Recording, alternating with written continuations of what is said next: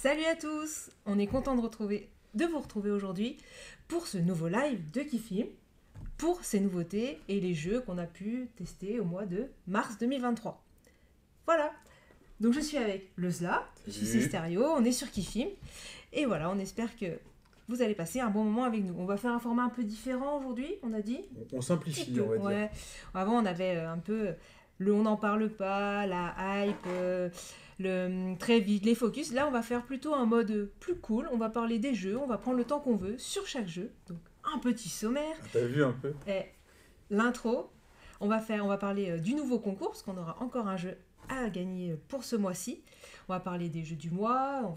Vous envoyez un petit peu derrière, là, donc vous allez savoir de quoi on parle. Ouais, le gros changement, il est là. Il n'y a plus qu'une seule section, le jeu C'est du ça. mois, parce que finalement, il n'y a pas tant de différence de ça entre le très vite et le focus. Puis là, Donc, c'est peut-être les jeux aussi, les jeux qu'on a, ils sont pas adaptés peut-être forcément à faire un très vite ou un focus, donc on a fait un ensemble. On donne la même chance à tout le monde. C'est ça.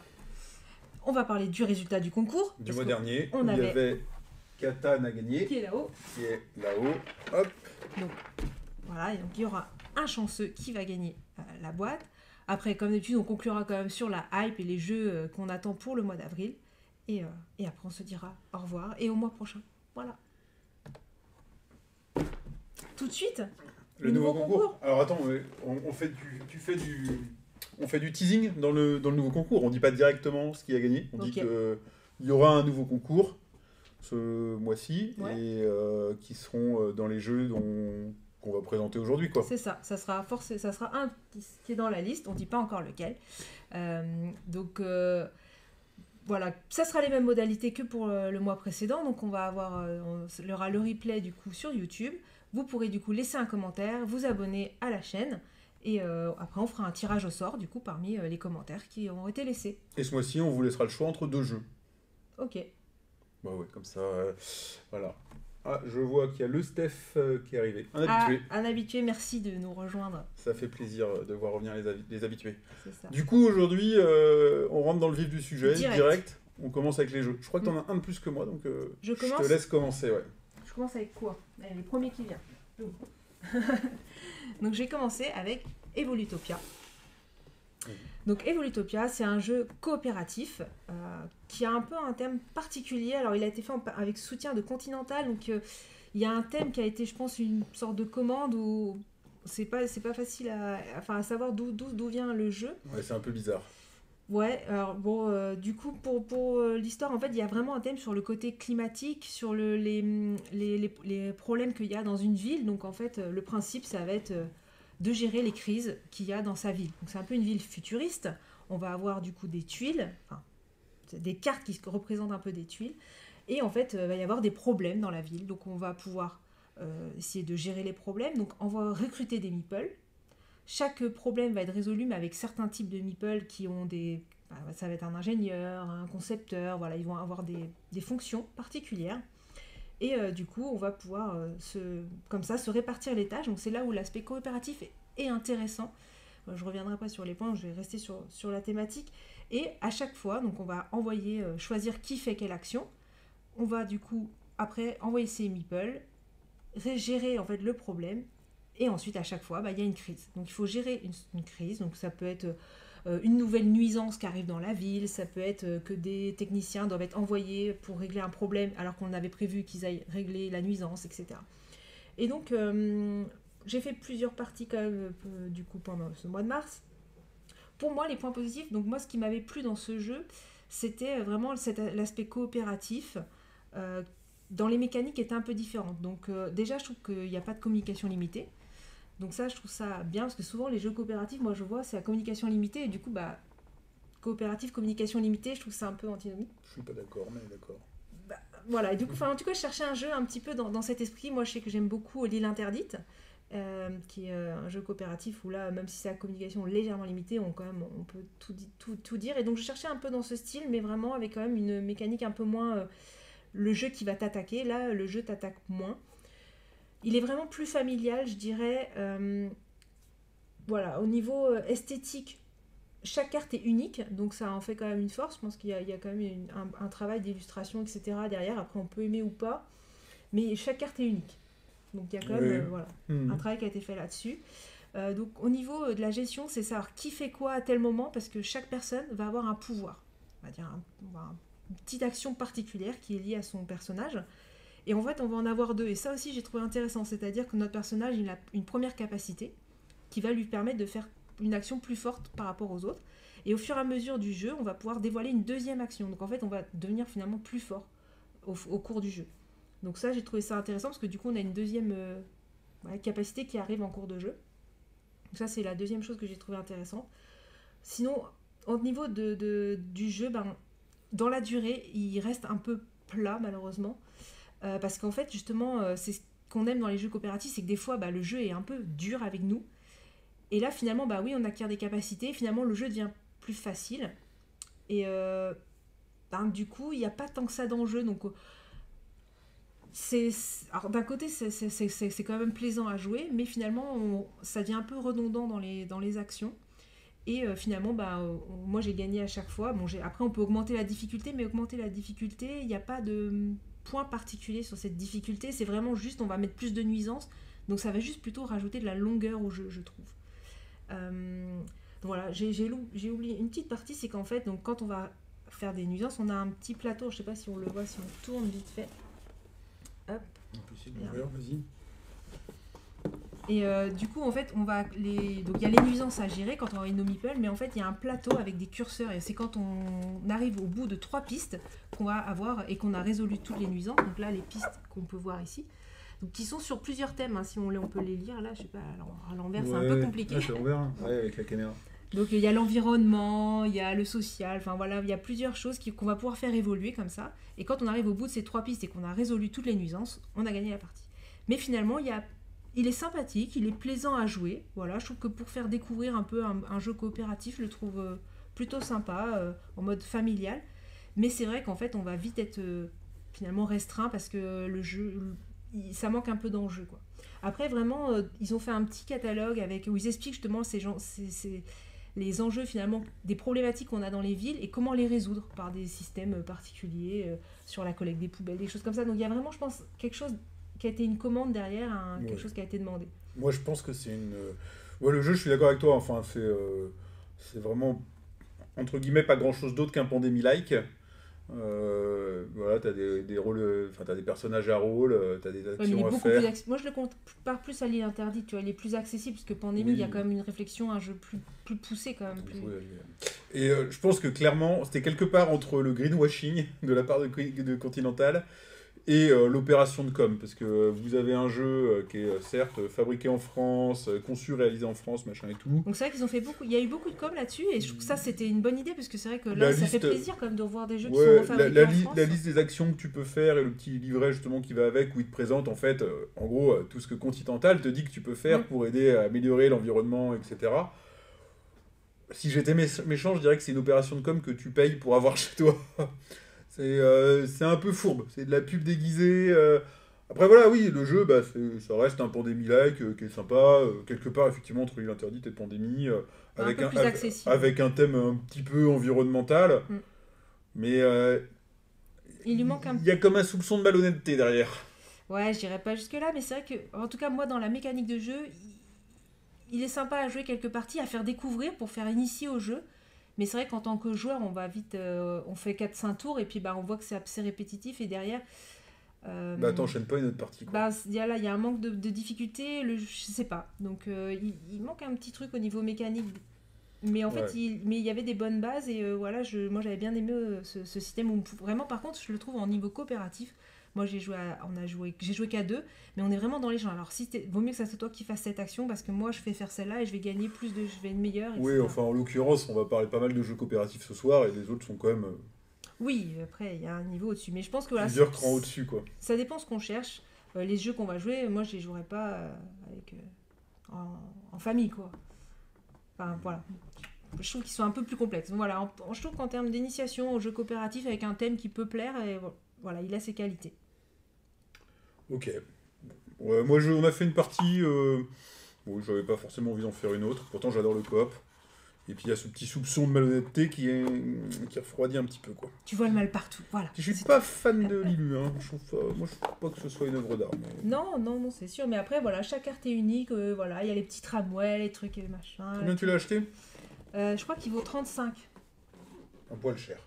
Donc après, ils font conçu en France avec un petit sachet en coton, des meeples en bois, tout. Maïs. Ah non, un petit sachet en coton. Ouais. D'accord. Voilà, pour ce jeu. Donc voilà. Ok, très bien. À moi? Mhm. Alors moi, je vais parler d'un jeu. Il est là. Je vais vous présenter Look at the Stars. Donc, Look at the Stars, c'est un c'est un flip and write. C'est un flip and write. Ouais. Flip and write. De Romain Caterjan, qui a fait Dive, qui était sorti l'année dernière. Ou il y a un truc comme ça, Dive? Ça te dit quelque chose? Oui. Ouais. Et Monster Café, il a travaillé sur Monster Café. D'accord. Et d'autres titres, mais plus obscurs. C'est illustré par Adrien Lecause. En tout cas, sur Board Game Geek, c'est le premier jeu où il est référencé comme designer. Il a plutôt fait du bon boulot. Hein. C'est un chouette jeu. C'est un beau jeu. Un petit peu dans l'idée de lueur. Oui. Il y a du lueur. Ouais, quoi. on sent quand même, il y a une petite touche. Et c'est publié chez Bombix. Et c'est distribué par Asmodée, qui nous l'a fait parvenir. Donc j'ai dit c'est un flip and write, ça se joue de 2 à 8 pour des parties de 20-30 minutes. 8 ans et plus. Oui, c'est marqué 8 ans et plus, je pense que c'est ça. 8 ans, bah moi j'ai joué toujours pareil avec mes filles, donc là elles ont 9 ans. Bah tu vois, c'était bien, mais pour le coup je les aurais pas fait démarrer en dessous. Il y a quand même un petit coup à prendre, qui n'a pas été... j'ai une de mes filles qui a un peu buté dessus. Donc pour le coup 8 ans, pour une fois je dis pas 2 ans avant, forcément quoi. Ouais. Alors, en 3 mots, qu'est-ce qu'on fait dans Look at the Stars? En fait, tout simplement, on va dessiner des constellations. Hop, si je mets sur la webcam, comme on voit. Attends, je vais prendre les trucs si tu veux. Ouais, voilà. On va dessiner des constellations dans le ciel et puis on va essayer de faire les plus belles constellations possibles. Alors, comment on joue? En fait, tout simplement, on va piocher 9 cartes dans toutes les cartes disponibles, qu'on va répartir en 3 piles. J'y arrive. Ouais, vas-y, ouvre la boîte. Et chaque carte va nous indiquer, si tu nous montres une carte, va nous indiquer en fait un trait qu'on doit faire dans le ciel entre 2 étoiles. Donc hop, tiens, je te prends ça. Donc là, typiquement, on a un plateau de jeu, il y a des points, et tout simplement, on va avoir une carte, elles sont pas prêtes, et qui va nous dire comment relier des points avec des cartes parallèles, avec des traits parallèles ou adjacents ou autres, voilà. Donc je vais devoir faire ce dessin-là. Alors pour le podcast, je suis désolé, c'est pas très audible, mais décider ces 2 traits-là quelque part dans le ciel, en respectant la contrainte qui est donnée. Et le but étant en fait de relier les points entre eux pour dessiner des constellations, sachant que en fin de partie, il faut avoir le plus de points possible. Un point dans une constellation, enfin un trait dans une constellation, c'est un point, mais si on a 2 constellations de la même taille, elles valent 0. Donc il faut faire que des constellations de tailles différentes. Et le plus de points possible. Et on a en plus de ça des petites cartes qui vont nous donner des objectifs. Si on a si on arrive à faire un dessin en particulier, on va marquer quelques points bonus dans notre scoring. Et elles sont là pour le coup. Là, il y a de l'illustration avec. Oui, là on voit la constellation un peu dessinée telle qu'elle est imaginée dans le ciel, quoi. Et avec des dorures, etc. Et voilà, il y a quelques points supplémentaires qu'on va gagner en plaçant nos constellations autour des planètes, dans le ciel et tout, quoi. Donc voilà, c'est assez simple, hein, ça se prend facilement en main. Donc comment on gagne? Celui qui a fait le plus de constellations différentes, de tailles différentes, qui a respecté les bonus et qui a... je perds mes mots, pardon. Et qui les a fait autour des planètes, va marquer plus de points. Sachant qu'il y a une petite difficulté, donc comme je disais, les cartes qu'on a pris au début de la partie, on a fait 3 piles de 3. Et en fait, à chaque fois qu'on finit une pile, en fait, c'est le soleil qui commence à se lever. Et en fait, qui va venir grignoter sur notre zone. Là, en fait, en bas, ici, là, il y a le soleil.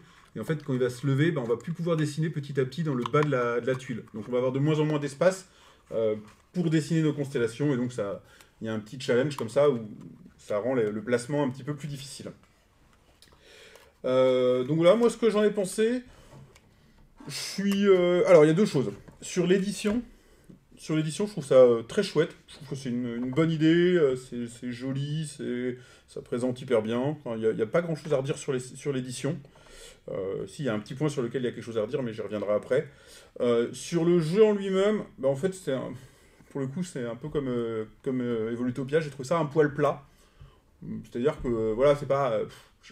je sais pas comment dire, mais ça m'a pas entraîné plus que ça. T'es là, t'attends, tu regardes les traits, bon, tu places ton truc, tu réfléchis. Mais pour moi, il manque une petite dimension au jeu qui m'emmènerait un peu plus. Voilà.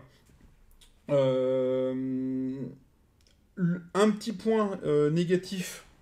Un petit point négatif. Alors, négatif, je sais pas, c'est. Donc, ils ont fait le ciel noir et puis on dessine nos constellations au crayon blanc. Alors, c'est l'inverse de tous les jeux où on écrit avec un marqueur noir sur des trucs blancs. Et en fait, le crayon blanc, ça s'efface vachement moins bien. Faut vraiment, en fin de partie, il faut vraiment frotter pour enlever.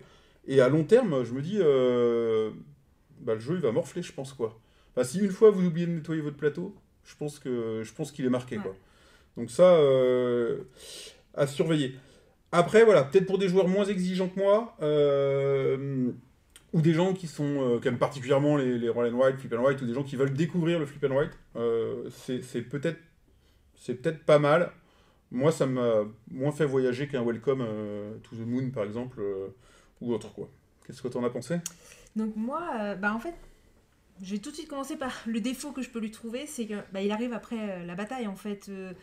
Je pense que celui-là, au début des roll and write et des flip and write, il sort, il se démarque. Clairement. Là, aujourd'hui, en fait, complètement, quoi. Dans le monde du jeu aujourd'hui, cette mécanique, en fait, il en sort 2-3 par mois. En fait, on a été inondé par ce type de mécanique de roll and write. Et du coup, voilà, il arrive après la guerre et ça, il en souffre, je pense. Donc, ce qui fait sa force à l'encontre, c'est bien sûr son édition. C'est vrai que voilà, il donne envie dès qu'on voit ce plateau en noir et blanc, les petites constellations, il donne envie. Et moi, j'aime beaucoup cette mécanique et franchement, il reste parmi ceux que je préfère dans ce type de mécanique. Et voilà, moi, son seul défaut, c'est ça, c'est qu'en fait, j'en ai plein et du coup, il arrive dans la liste avec tout le monde. Ouais, je pense que c'est ça. Effectivement, il arrive en fait, il a un super thème. Ouais. Il est très bien amené, le thème. Mais oui, il n'est pas révolutionnaire, il innove.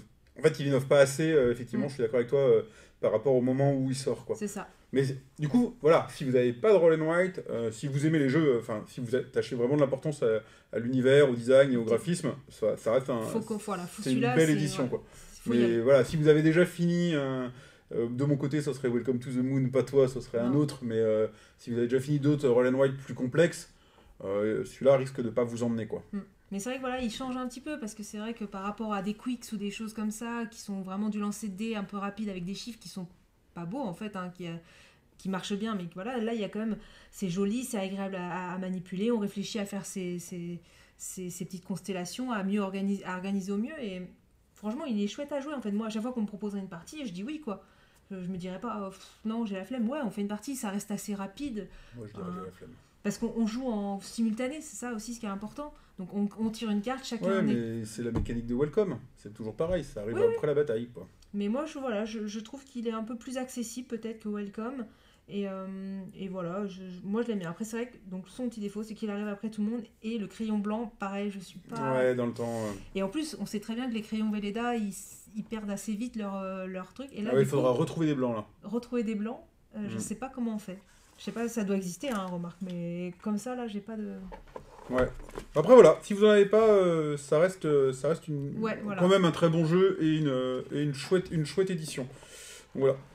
Donc celui-là, il sera dans le concours. Il est dans le concours. Celui-là, il sera dans le concours. Donc si vous n'avez pas de roll and write, vous pouvez tenter de le gagner. Il sera au choix. Alors tiens, il y a le Steph qui nous dit que Pandemic ça n'a pas marché chez lui et que le seul coop qui tourne c'est This War of Mine.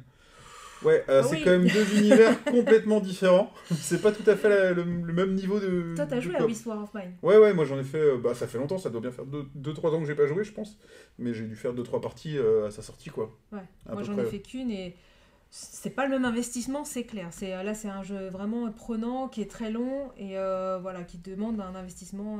On fait des choix, on est vraiment dans le thème de la guerre, on est pris dans ça, de comment s'en sortir. et tout. Enfin, bon, on va pas revenir sur ce jeu-là, mais c'est voilà, c'est deux mondes avec différents. Alors que moi, j'ai Pandémie, j'ai la première édition de Pandémie qui est sortie en 2005.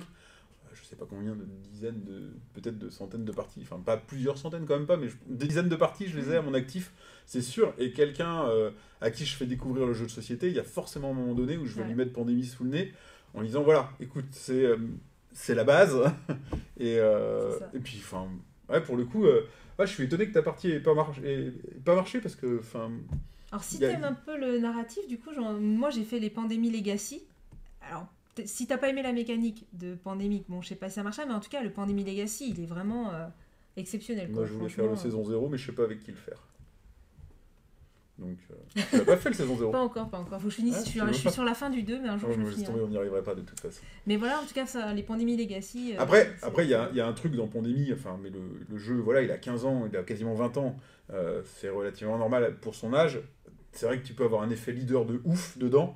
Et si tu as un joueur qui décide d'expliquer aux autres ce qu'ils doivent faire, c'est un jeu solo là pour le coup. Donc voilà, il a quand même des travers, mais vu son âge, moi je trouve que ça reste vraiment, c'est vraiment un grand classique. L'histoire humaine, on peut pas le faire jouer à tout le monde. Non, c'est moins abordable, tu le sors quand même moins facilement quoi. Alors, jeu suivant. Tu me retournes ? C'est à toi. Allez, je prends le premier, comme d'hab. Hop, on va parler de Demain tu m'as tué. Donc c'est un jeu on va dire ça part d'une mécanique abstraite. Donc nous sommes deux personnes qui avons inventé la machine à remonter dans le temps. Et bien sûr, un seul veut la gloire. Donc il utilise sa machine pour essayer de tuer l'autre. Donc on ne sait pas qui est qui. On joue à deux et on va incarner un des deux protagonistes. Donc on n'a pas de rôle, mais voilà, c'est en gros chacun on va incarner des protagonistes. Et on va du coup jouer sur 3 plateaux. Donc, hop, qui sont un peu de couleurs différentes. Voilà. Tac, je me décale. Sensiblement, voilà, on va dire, de couleurs différentes. Voilà. Donc, ces plateaux vont représenter le passé, le présent et le futur. Alors, ça ressemble à des petits jeux d'échecs parce qu'il y a ce côté abstrait. On va avoir donc nos pions qui vont être. On va avoir un sur chaque plateau. Et donc, notre but va être d'essayer de tuer l'autre sur 2 plateaux. Donc comment on va faire ? Il faut le tuer sur 2 plateaux. Voilà, il faut que du coup il ne soit plus présent. Donc on va avoir des petits pions comme ça qui ressemblent à des fous aux échecs. Ouais, c'est ça. Globalement. Et en fait, ce qui va se passer, c'est qu'on va pouvoir nous faire un déplacement vers le passé. Mais du coup, si on va dans le passé, on va créer une copie de nous-mêmes. Donc c'est là où on va en avoir plusieurs et du coup, on va pouvoir du coup se créer des copies dans les ères passées, pour pouvoir être plusieurs et éventuellement arriver à pousser l'autre hors du plateau. Parce que du coup, quand on arrive sur la case de son adversaire, on va le pousser et si on arrive à le mettre hors du plateau, il meurt. Et donc on va comme ça passer des ères à une autre, on va passer du présent. Quand on va dans le futur, par contre, on ne crée pas de copie de nous-mêmes. Et on va comme ça essayer de trouver la faille pour se déplacer et pousser l'autre en dehors du champ. Donc c'est pour ça qu'il y a ce côté abstrait qui peut ne pas plaire, donc mais il y a quand même ce côté un peu narratif avec une histoire. Il y a des... Voilà, donc le jeu est évolutif. Donc la première partie, c'est vraiment, on a les 3 plateaux, on se déplace, on essaie de pousser l'autre. Déjà, dès la deuxième partie, en fait, on va avoir une première boîte à ouvrir. Donc là, je ne cache rien, parce qu'en fait, on y joue quasiment tout de suite avec cette boîte. Nous, on n'a fait qu'une ou 2 parties d'avant. Et il va y avoir des espèces on va y avoir des plantes. On va pouvoir créer des graines dans le passé qui vont devenir des arbres dans le futur. Je ne dévoile rien, hein, c'est pas grand-chose. Mais ça va changer un peu la mécanique de jeu. Et du coup, ça va demander à réfléchir un peu différemment parce qu'on va pouvoir avoir un autre moyen de tuer, etc. Et après, du coup, ça va évoluer encore. Là, je ne dis rien sur les boîtes suivantes. Mais du coup, il y a ce côté un petit peu, qu'est-ce qui va se passer ? Comment le jeu va évoluer ? Donc sur cette mécanique un peu abstraite, on va avoir ce côté quand même hyper challengeant, intéressant. Et moi, j'ai fait du jeu d'échecs, je connais bien quand même les jeux abstraits. Et j'ai joué avec quelqu'un qui n'est pas du tout jeu abstrait. Et en fait, je me suis fait laminer sur toutes les parties. Donc, non, mais je dis ça parce que du coup, c'est pour dire aussi que du coup, ne vous fiez pas en fait juste au thème abstrait, qu'en fait, ça peut convenir à tout le monde en fait. Parce que c'est juste, on se déplace, on essaye de pousser l'autre. Bien sûr, on peut essayer d'anticiper, même j'ai essayé de le faire, hein, comme aux échecs, c'est je prépare mon coup en avance en me mettant à un endroit, en me disant après je pousse. Mais j'ai pas réussi à mettre mes stratégies en place et finalement, voilà, je me suis fait battre. T'as dû t'énerver et t'as Non, dû pas être trop, pas trop. grognon. Mais non, pourquoi je suis pas grognon? Parce que sur ce type de jeu, les parties sont courtes. Elles peuvent être durées, ça peut vraiment être de 10 minutes à 20 minutes. Donc en fait, c'est pas très grave. On en refait une autre et puis voilà. Je suis sûr que ton adversaire fait partie des personnes connectées au chat. C'est possible. Dis-nous dans le chat si elle était grognon. mais voilà. Et du coup, franchement, je le trouve assez innovant dans sa mécanique. Et puis avec ces boîtes qu'on va ouvrir au fur et à mesure. Voilà, enfin, bon, il y a que la boîte parce que finalement il n'y a pas grand chose, mais. Alors, en termes d'illu et de design, enfin, moi, la boîte je la trouve magnifique. Ouais, la boîte elle est. Je trouve enfin, même les petites boîtes, l'univers graphique et tout, je le trouve magnifique. La règle elle est super parce qu'en fait, bon, déjà, il y a des petites. En fait, ce qui se passe, c'est que. C'est beau aussi. Hein. Il y a des petites phrases en fait quand on lit la règle. Où en fait, il y a la personne qui nous dit qu'en fait, justement, quelqu'un va vouloir nous tuer, qui nous parle en fait dans la règle en disant, mais en faisant des petites blagues et tout. Donc en fait, à lire, c'est hyper agréable parce que c'est ludique quoi. Ouais, voilà, il y a ce côté hyper intéressant et puis là de savoir aussi qu'est-ce qui va se passer, avec qui du coup modifie un peu les règles du jeu et donc voilà, abstrait, mais finalement ne vous fiez pas à ça parce que du coup ça peut convenir et plaire à tout le monde. C'était l'impression que j'avais en regardant le jeu avant et les plateaux là. Ça le fait pas du tout quoi. Ouais. C'est dommage de passer un univers graphique de la boîte et de ne pas avoir réussi à le transposer dans le jeu et d'être resté sur des cases grises et blanches. Ouais, ça faisait vraiment échiquier. Façon échiquier, mais enfin même pas joli échiquier, les couleurs contrastent pas et c'est tristoun quoi. Ouais, c'est vrai. Il y avait moyen de faire mieux je pense quand même. Ouais. Donc ça c'est un peu la douche froide je trouve. Ouais, non, c'est sûr. Puis le jeu, faut le dire, hein, il a un certain coût quand même, parce que quand on voit au départ, on voit 3 plateaux, les petits meeples, il vaut 45 €, je crois.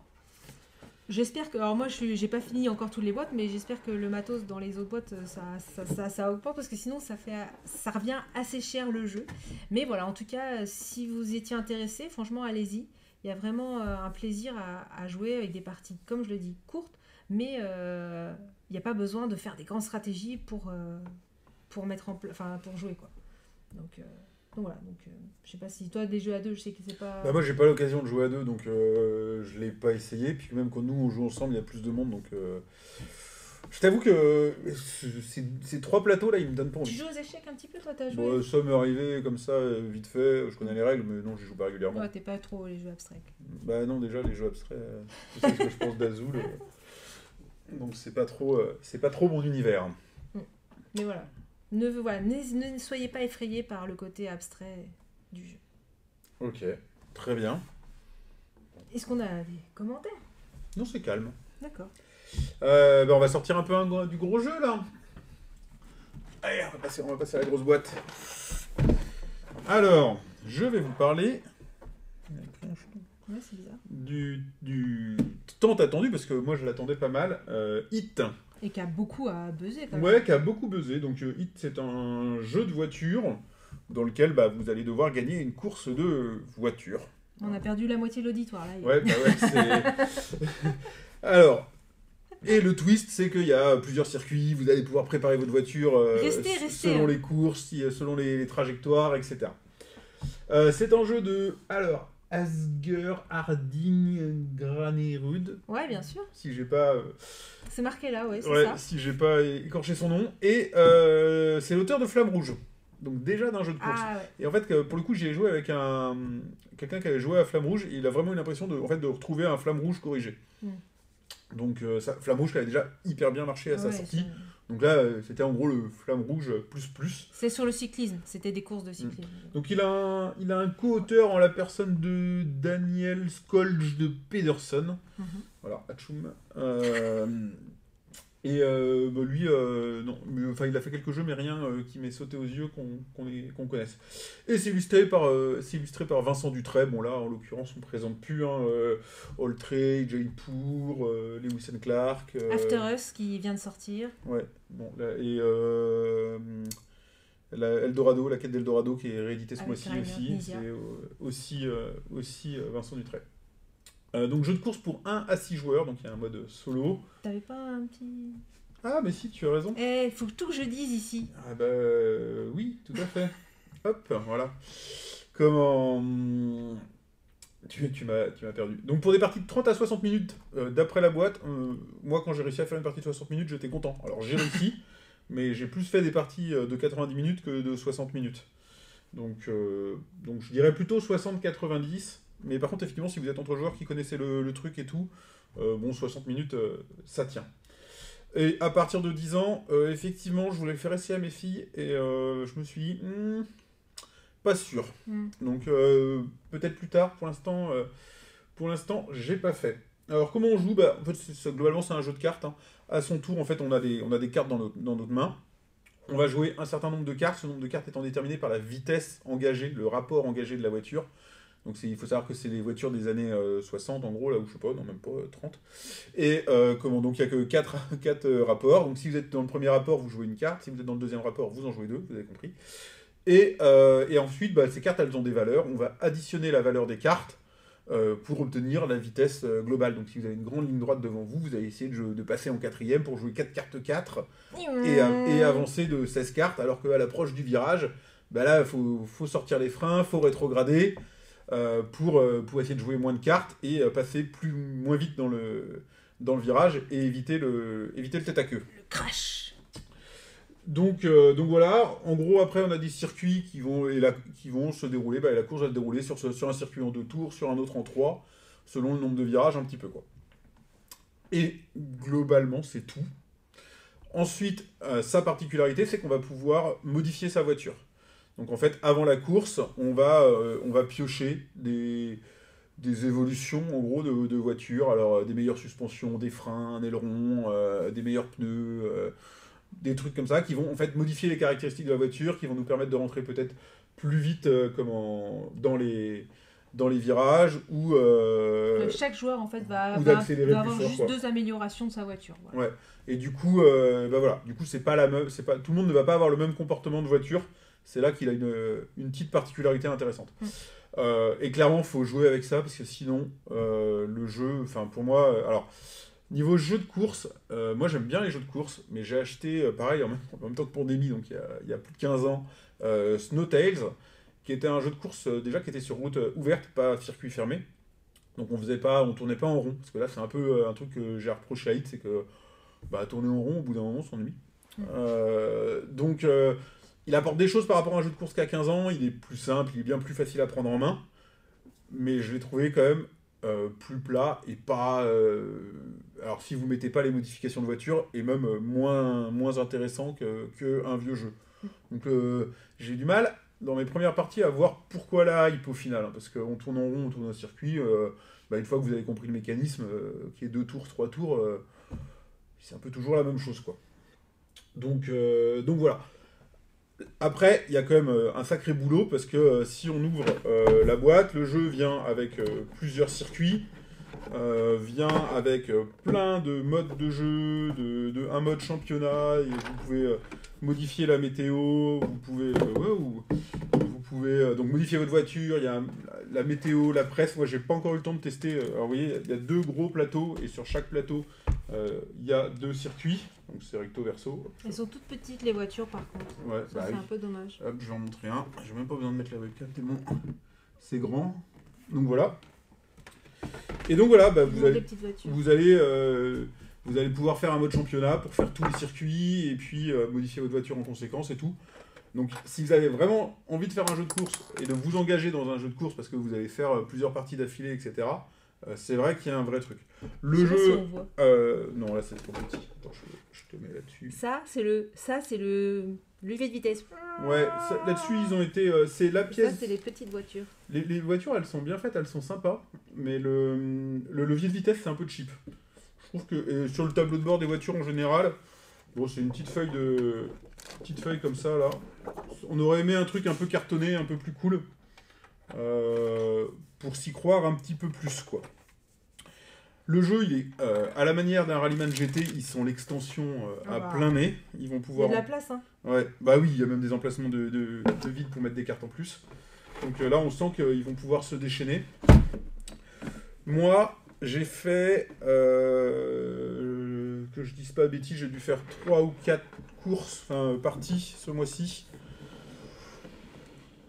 Je suis pas plus emballé que ça pour l'instant. Un peu déçu finalement. Ouais, en fait c'est toujours pareil, on a un jeu qui a fait une grosse hype, tout le monde en a parlé et dit que c'était génial. j'y joue et puis je me dis ouais, mon jeu de course d'il y a 15 ans il était pas plus mal en fait. Donc beaucoup plus dur à prendre en main c'est sûr, mais dans la mesure où moi je sais y jouer, ça me pose pas trop de problèmes. Donc il me reste encore des modes à tester parce que j'ai pas utilisé la presse ni la météo, j'ai utilisé que les voitures préparées et plusieurs circuits. Donc voilà, il faut encore que je le creuse un peu parce que voir justement comment il prend de l'ampleur avec le championnat et tout, c'est peut-être là où ça va devenir excellent. Mais pour l'instant, c'est pas un coup de cœur immédiat, quoi. Dans les autres petits pièges, donc 1 à 6 joueurs, alors je l'ai pas testé en solo, je pense que j'essaierai pour voir un peu ce que ça donne, mais on y a joué à 2, c'est nul. Non, là pour le coup, on s'est vraiment ennuyé. Alors il y a un automat qui est bien fait, qui marche bien et qui va vraiment à la même vitesse que les joueurs. C'est à peu près équilibré, mais on passe son temps à 2. En fait, on a mis 2 automas et on passe son temps à retourner des cartes pour faire avancer l'automat. C'est vraiment laborieux, quoi. Ouais. 3, j'ai pas essayé, mais à mon avis, c'est la même chose. 4, ça commence à devenir un peu rigolo, parce que là, on se tire la bourre entre copains.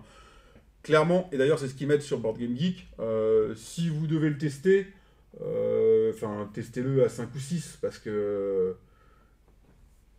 je pense qu'il est fait pour ça, quoi. Il n'est pas fait pour être joué à moins, quoi. Donc voilà, après c'est une belle édition, c'est bien illustré.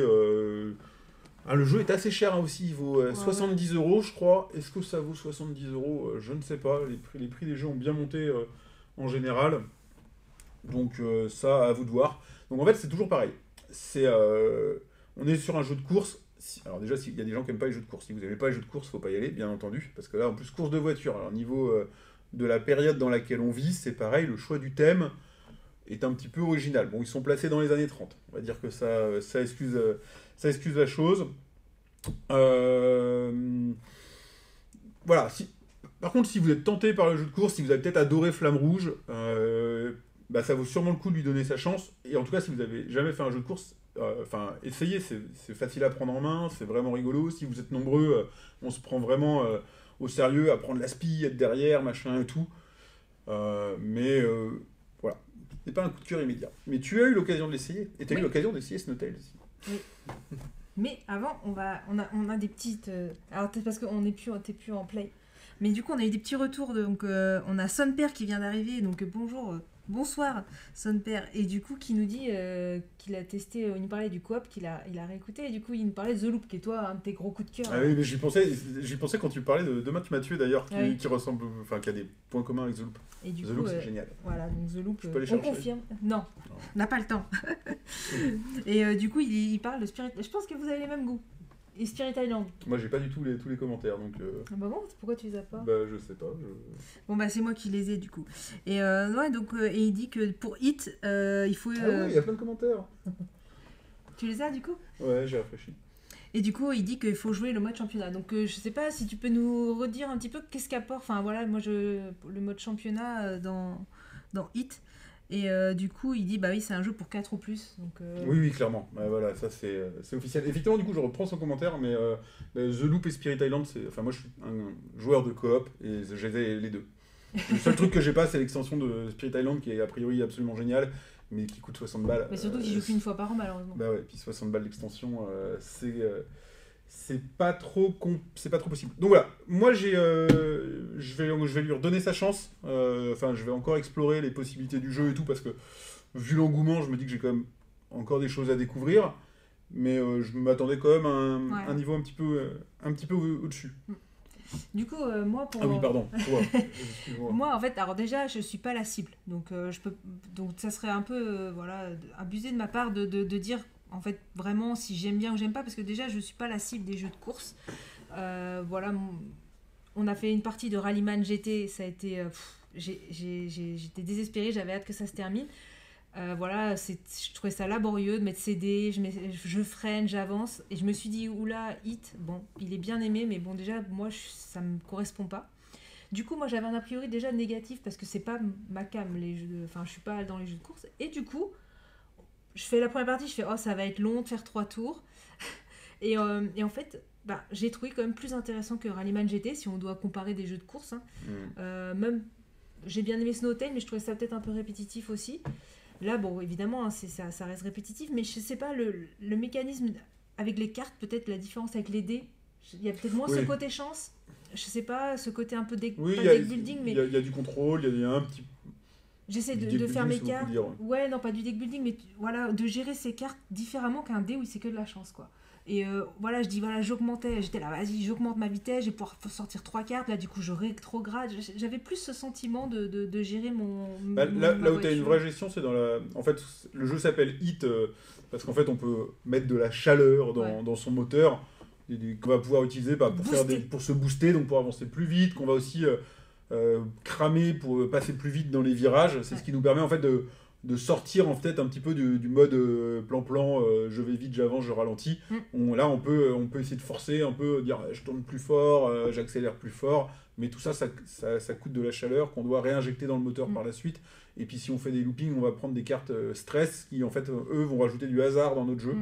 Donc il y a une petite gestion de main à faire de est-ce que c'est le bon moment de prendre un risque, et si je prends des cartes chaleur en plus, bah, c'est bien parce que je vais pouvoir les mettre dans mon moteur et du coup faire des choses un peu plus difficiles, mais d'un autre côté, bah, vu que ça va polluer ma main à un instant donné, à un temps donné, donc ça peut me gêner. Donc il y a de la gestion de main quand même qui est plus facile, plus intéressante à gérer effectivement que les dés, quoi. Et du coup, donc moi j'ai bien aimé finalement, j'en ai fait qu'une partie. C'est pas le jeu que moi j'irai acheter forcément, hein, mais par contre, je serais pas contre refaire une partie. Bon, Non, j'en referai pas plein, parce que c'est pas mon jeu, mais j'ai bien aimé ma partie, et du coup, je serais pas contre en refaire. Donc si vous devez choisir un jeu de course, bah, peut-être plutôt celui-là, parce qu'il y a moins le hasard des dés que dans Rallyman. Il est plus facile, en plus les règles dans Rallyman GT, je comprenais rien. Là, elles sont très bien faites, les règles. Donc, si vous devez en choisir un, par contre, c'est toujours le principe, c'est que, comme tu disais, c'est au moins 60 minutes, donc c'est un peu long et un peu répétitif. Pour moi, hein, je trouve que c'est un peu long et un peu répétitif, mais ça fait partie des jeux de course, donc ça fait partie des caractéristiques un peu des jeux de course, d'être répétitif et long. Enfin, moi, c'est ce que j'ai remarqué. Moi, je trouve que l'aspect on fait des ronds, enfin, on tourne sur le circuit, renforce vraiment cet aspect-là, parce que tu vois, pour comparer à Snowtails où tu fais une piste ouverte, tu vas d'un point A à un point B, tu passes pas 2 fois le même virage, tu n'as pas les mêmes obstacles. Donc pour moi, ça l'est moins, quoi. Donc voilà. Il y a, j'en profite, hein, donc Sonper nous dit qu'effectivement, ce qui est intéressant, c'est dans le mode championnat, l'évolution au fur et à mesure des courses, et le côté gestion donc, qui augmente un petit peu. Par contre, niveau durée, j'imagine que tu dois faire 4 courses d'environ 60 minutes. Donc tu étales tes parties un petit peu, quoi. Après, voilà, pour des fans... Du coup, en mode championnat, il faut rejouer avec les mêmes personnes. Bah, j'imagine. Du coup, pour gérer ça et s'augmenter, du coup, ça demande un investissement. Sonper, dis-nous tout. Ouais, du coup, ça demande un petit investissement, mais voilà. Après, c'est vrai que... Après, t'as mis 70 balles dans ton jeu, tu peux t'investir sur 4 courses, quoi. Oui, c'est ça. Si t'as voulu ça, c'est pas pour en faire qu'une partie, quoi. Donc, forcément... Donc voilà, on va encore lui donner sa chance. Je pense que moi, sur ce mois-ci, je vais essayer d'y rejouer. Mais c'est vrai que... Bon, en plus, il est quand même à mettre en place et tout, c'est un peu conséquent, donc c'est pas si évident que ça à sortir, quoi. Donc moi, en tout cas, plutôt agréable surprise que j'ai trouvé, finalement intéressant, la gestion des cartes. Donc Sonper confirme, hein, c'est les mêmes joueurs sur plusieurs soirées, donc un petit côté jeu quelque part évolutif. Donc voilà. Ce qui est normalement un truc qu'on aime bien, parce que nous, on a toujours les mêmes joueurs, mais c'est vrai qu'après notre première partie, il n'y avait pas eu un engouement à vouloir recommencer, quoi. Ouais. Bon, on lui donnera une deuxième chance, et moi je pense que je lui en donnerai un peu plus parce que je vais le tester en solo quand même pour voir un petit peu ce que ça donne. Je sais plus, c'est le Steph qui disait que le solo semblait bien, donc je sais pas si tu as vu une vidéo ou quoi, mais. D'accord. En tout cas, donc ouais, tout à l'heure j'ai coupé un peu ma presse dans ces donc édité chez Days of Wonder et également distribué par Asmodée. Donc ça faisait partie de notre carton du mois, donc merci à eux. Ouais. Et je le remets derrière. Alors. À ton tour. Tu veux faire une pause concours ou tu veux en faire Non, on fera le concours à la fin. Moi, j'ai parti sur un tout petit jeu. On fait du teasing. Tout petit. Alors là, et en plus... Coup, je suis même pas sûr que ma marque webcam... Ah si, tu vois pas. Alors, donc là, c'est un petit jeu. Et en plus, on l'a eu du coup en avance. Parce qu'il sort que vendredi. Ah, c'est vrai. Ouais, il n'est pas encore sorti. Et il est quand même déjà très attendu. Hein. Il y en a qui l'ont déjà dit que c'était un peu le jeu de l'année. Il avait déjà buzzé à certains festivals, il a un peu buzzé à Cannes. Donc voilà, donc c'est Trio, c'est chez Asmodée, et c'est Cocktail Games, donc qui ont l'habitude quand même de faire des jeux un petit peu d'ambiance. Hein, donc Cocktail Games, c'est Top 10. Ouais. Déjà, qui est comme moi une des références dans les jeux d'ambiance. Ouais. Donc comme je disais, donc c'est 3-6 personnes, 10-15 minutes les parties, ça peut être vraiment plus court. Ils disent 7 ans et plus. Donc c'est vraiment le jeu familial, le jeu d'apéro, on va dire. Ouais. On sent la conviction chez toi. Non, je vois pas définir jeu d'apéro. Il faut pas qu'il en parle. Jeu d'été, oui. Et oui. Donc notre but, ça va être de faire des trios. C'est un jeu de plage, plus qu'un jeu d'apéro, j'aurais dit. À chaque fois, il y a une carte qui reste bloquée. Alors voilà, une carte, j'ai eu le même problème ce midi. Une carte reste toujours bloquée dans ce jeu. C'est un piège. Donc, bon, au niveau d'illustration, il n'y a rien de plus. Hein, c'est un ski-jo-like. Hein, c'est des cartes avec des numéros. Bon, ils ont essayé de faire un truc joli. Si tu veux. Oui, elles sont pas moches les cartes. Non, si tu veux. Tu veux que je la mette sur la webcam? Donc, les cartes vont de 1 à 12. Et donc, notre but, ça va être on va avoir des cartes en main. Comme ça. Et on va demander, comme un peu jeu cette famille, Leusla, quelle est ta plus basse carte? Alors, sauf qu'on ne demande que la plus basse ou la plus haute. On ne peut pas choisir le numéro, on doit choisir la plus basse ou la plus haute. Je ne suis pas fait de main, je ne peux pas répondre à ta question. Allez, prends au pif. Eh bien, ma plus basse carte, disons, c'est un 7. Non, c'est un 7. Ah! Tu triches. Ta plus haute carte, ça me dit c'est le 10. Mets le 10. Donc je lui demande, ta plus haute carte, c'est quoi? 10. Il met le 10. Mais j'ai pas de 10. Mais si, il est là. Si, j'ai un 10. Et là, je fais, moi je mets un 10. Et moi je mets un 10. Non, c'est pas ça que t'es censé faire. Trio. Ouais. Parce que c'est mes cartes les plus hautes. Donc on peut toujours jouer qu'avec les cartes les plus hautes et les plus basses. Donc forcément, les trios qui vont être faits en premier, ça va être les 1, les 2, les 12, les 10. Et en fait, le premier qui a réussi à faire 3 trios remporte la partie. Donc c'est tout simple. Voilà, on demande, mais on peut se choisir soi-même qui a la plus basse carte, enfin quelle est ta plus basse carte, quelle est ta plus haute carte. Et à 3 joueurs, on peut demander au centre de la table. Voilà, il y a en fait des cartes au centre de la table à 3 joueurs pour en fait faire comme un peu pas du hasard, mais en fait on va dire voilà, on retourne. Mais ça marche bien. Ouais, ça marche bien. Ouais, franchement, marche bien. À 3 ça marche bien. Enfin à 4 ça marche bien, pardon. Et du coup il va jusqu'à 6, hein, donc nous on y a joué en mode, parce qu'il propose un mode par équipe. Le mode par équipe ne fonctionne pas du tout. Enfin, moi, j'ai pas trop. Enfin, en fait, j'ai découvert le jeu comme ça. Et j'ai pas compris le jeu. En fait, il n'y avait pas d'intérêt, parce qu'en fait, à 4, finalement, enfin, après, j'ai joué qu'à 3, moi. Du coup, à 4, je sais pas, mais comme toutes les cartes sont disposées, si on demande qui t'a le plus à un autre qui a le plus, on sait forcément qui a les cartes. Donc, il y a un côté mémoire dans le jeu. Hein. Mm-hmm. Il y a un côté mémoire quand même dans le jeu, parce que du coup, il faut se souvenir. Donc, moi, j'ai joué avec mes petits collègues ce midi, donc je me suis fait exploser par mon collègue. Et du coup, il a gagné toutes les parties parce que je n'étais pas capable de me souvenir les cartes qu'il y avait au milieu. Ah oui, donc t'es nul au memory, quoi. Voilà. Et du coup, j'ai pas réussi à faire des trios, mais en fait, la partie en équipe, je n'ai pas aimé du tout, je n'ai pas compris l'intérêt du jeu. Ça, c'est pas... En 3 tours de jeu, c'était fini parce que c'est 3 trios à 2. Ouais, on a eu particulièrement de la chance quand on l'a joué. C'était pas intéressant. Par contre, là, nous, on y a joué à 3. On a fait plusieurs parties et là, j'ai trouvé vraiment l'intérêt. C'est-à-dire que déjà, il y a le côté mémoire, c'est je demande à lui, puis après, si moi j'ai la carte, boum, je peux mettre le trio. On peut demander au milieu. Donc, franchement, à 3, ça marche vraiment bien. En tout cas, moi, j'ai bien aimé mes parties. Et nous, on a rigolé. Waouh. Puis après, il y a un côté chance parce que forcément, on demande quelle est ta plus petite. Et là, on voit que c'est un 4. On fait ah, c'est pas ce que j'espérais. Et voilà, non, en fait, ouais, je l'ai trouvé fun. Moi, on a passé un bon moment. Donc, après, voilà, ça reste un petit jeu familial. Voilà, faut pas lui en demander plus. C'est sûr que ça va être rapide. Il y a beaucoup de hasard et de la chance. Mais voilà, ça reste quand même pas un paquet de chips un peu. Ok. Non, bah, moi, tu vois, moi j'y ai joué à 3 et à 4. Et à 3, j'ai trouvé ça nul. Ah mais t'as dit que ça marchait bien, le truc du milieu. Non, le truc du milieu marche bien, mais le jeu à 3... Moi, j'ai pas accroché le jeu à 3. Il n'y avait pas d'ambiance autour de la table. Non, t'as joué avec des mauvaises personnes. Moi, j'ai des super collègues, j'espère que vous regardez. C'est mes filles. Bon. Elles sont super. Et non, et t'es là, tu fais, elle a une carte, le memory au milieu, ça m'a pas emballé. Alors que au moins quand on a joué à 4, t'as le côté équipe qui rajoute une couche, Et t'as d'ambiance. rejoint en équipe après? Non, la partie qu'on a fait. Ouais, j'ai pas compris le jeu. Parce qu'elle a perdu. Mais en dehors de ça, nous on a bien rigolé. Donc au moins j'ai trouvé que quand on jouait en équipe, il y avait un peu d'émulsion.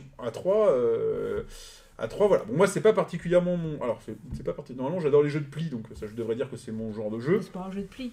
Ça reste un jeu de pli, tu fais des trios, c'est un pli. C'est plus ou moins un jeu de pli. Donc, ça aurait dû plus me plaire que ça ne m'a plu.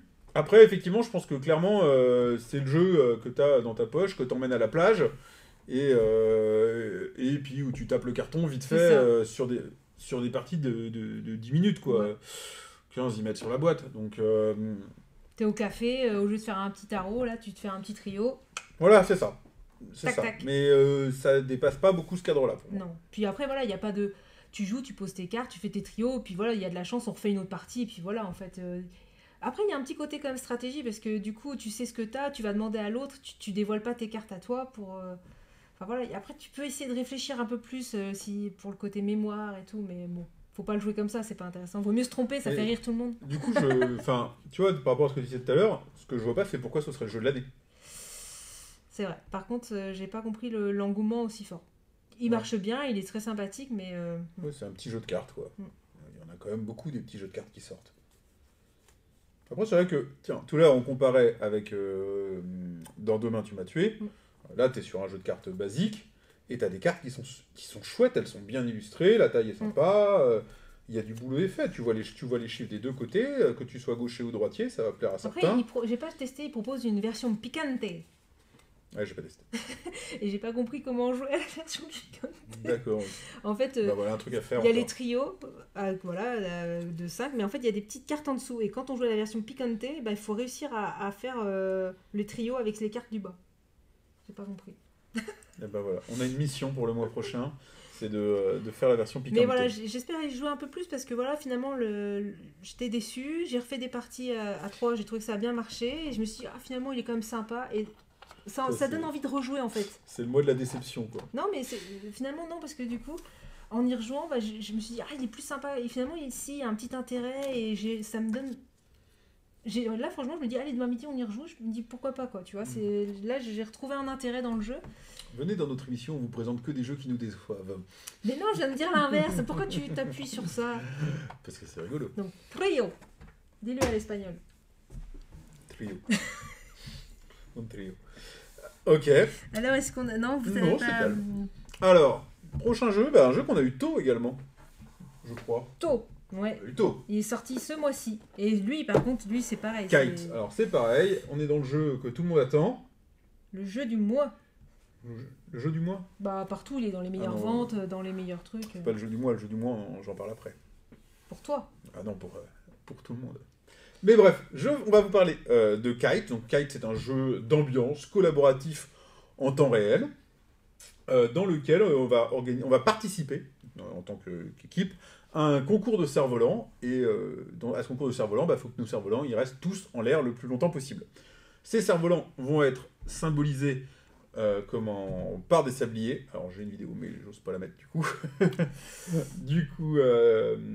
Donc voilà, on va avoir des sabliers qui symbolisent les cerfs-volants qu'on va devoir laisser dans le ciel. C'est un jeu de Kevin Amano. C'est son premier jeu connu.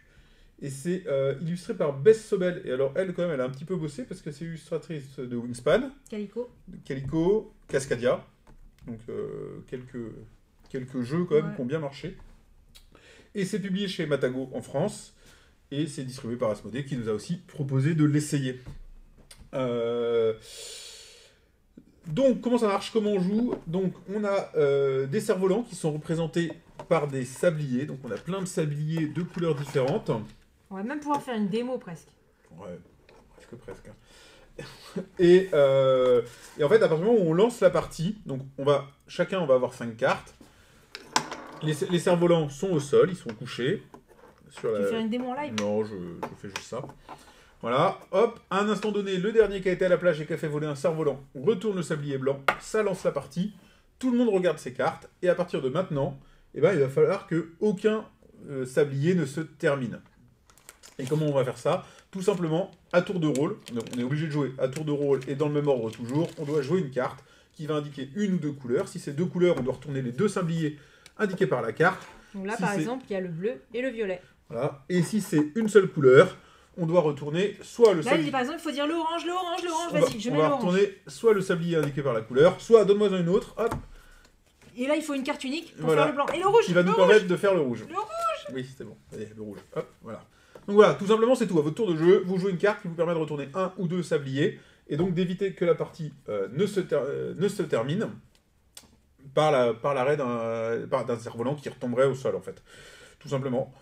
Et puis voilà, c'est hyper frénétique. Donc, tout à l'heure, tu parlais de jeu à communication limitée. Alors là, c'est absolument l'opposé. C'est vous allez pour gagner, il va falloir communiquer, mais énormément. En gros, il faut que tout le monde soit en train de suivre tout le temps. Enfin, il faut pas être sur vos cartes. En fait, faut être, que tout le monde soit sur les sabliers. Et ils disent attention le orange, est-ce que tu as une orange? Non, j'ai pas d'orange. Ben vas-y, joue n'importe quelle autre couleur parce que je vais jouer mon orange. J'ai le temps, mais il faut que tu accélères, etc. Donc là, il va vraiment falloir communiquer beaucoup pour toujours être en train d'analyser les sabliers qui se terminent et d'échanger sur qui a ce qu'il faut pour retourner le sablier qui risque d'échoir. Je sais pas si on l'a dit, mais ils ont tous une vitesse différente. Ouais. On a le rouge qui dure 30 secondes et le violet qui dure 1 minute 30 et les autres qui se répartissent à peu près toutes les 15 secondes, je crois, autour de ça. Mais il y a plus de cartes rouges qui font que du coup on peut plus quand même... Ensuite, il y a un mode un peu avancé. Vous allez pouvoir rajouter des difficultés dans le jeu via des cartes noires qui vont faire que vos cerfs-volants, les lignes s'en mêlent, qu'il y a un avion qui passe, etc. Et qui en fait vont vous rajouter du chaos. Parce que vous allez devoir passer des cartes à votre voisin ou devoir faire une action avant de jouer.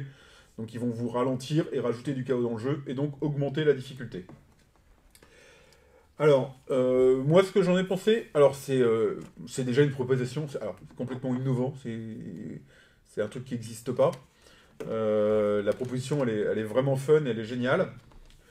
Mais ça me rappelle un petit peu, alors en termes de coop, plein de coop, hein, mais ça a un effet un petit peu cosmopolite, alors au sens cosmopolite, le jeu, qui était également un coop, c'est-à-dire un jeu avec un effet waouh incroyable, un jeu qu'on va avoir envie de faire essayer à tout le monde, et tout le monde va le trouver génial, mais un jeu qui va pas ressortir des masses. Parce que clairement, une fois que vous avez, si vous jouez à 2 chez vous, ça marche très bien à 2, ça marche très bien à 4, ça marche vraiment tout le temps. Mais une fois que vous aurez, avec une personne donnée, avec un groupe d'amis donné, fini la partie, éclusé un peu les difficultés, je suis pas sûr de la durée de vie du truc et que vous allez ressortir beaucoup, quoi.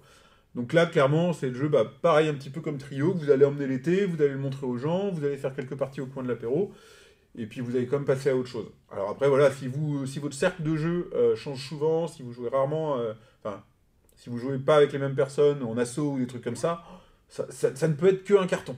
Enfin, je veux dire, c'est rien que de vous voir jouer, les gens vont s'amuser. Donc c'est un jeu d'assaut, c'est un jeu de festival, c'est un jeu d'été, rien que le thème, de toute façon. Mais c'est pas un coop que vous allez refaire 25 fois avec la même personne. En couple, je pense pas qu'ils ressortent tous les soirs, quoi. Non. Donc, qu'en as-tu pensé ? Alors du coup, c'est vrai qu'au niveau, la thématique est sympathique en fait, le matériel est chouette, ça simule, voilà, on le retourne et c'est le sablier, tant que ça simule le cerf-volant en vol et tant que le sablier est plein, il est en vol et quand il est au sol. Donc ils ont réussi à montrer ça en jeu et avec ils ont trouvé le matériel pour simuler cet effet du cerf-volant. Et voilà, le matériel est chouette et franchement, comme tu l'as dit, je vais pas dire 15 000 trucs de plus, c'est un jeu pour moi vraiment de festival, de barrageux. Ouais, d'assaut, de barrageux, ouais, barrageux, parce qu'en fait, c'est vrai, voilà, on va y jouer peut-être une soirée, on va faire 3-4 parties d'affilée. Ah ouais, par contre, ouais, vous enchaînez. De toute façon, quand tu prends le jeu en main, tu t'arrêtes pas tant que t'as pas réussi, quoi. Déjà, voilà. Donc tu refais, tu peux intégrer les nouvelles pour ajouter de la difficulté du chaos, ce qu'on a fait la dernière fois.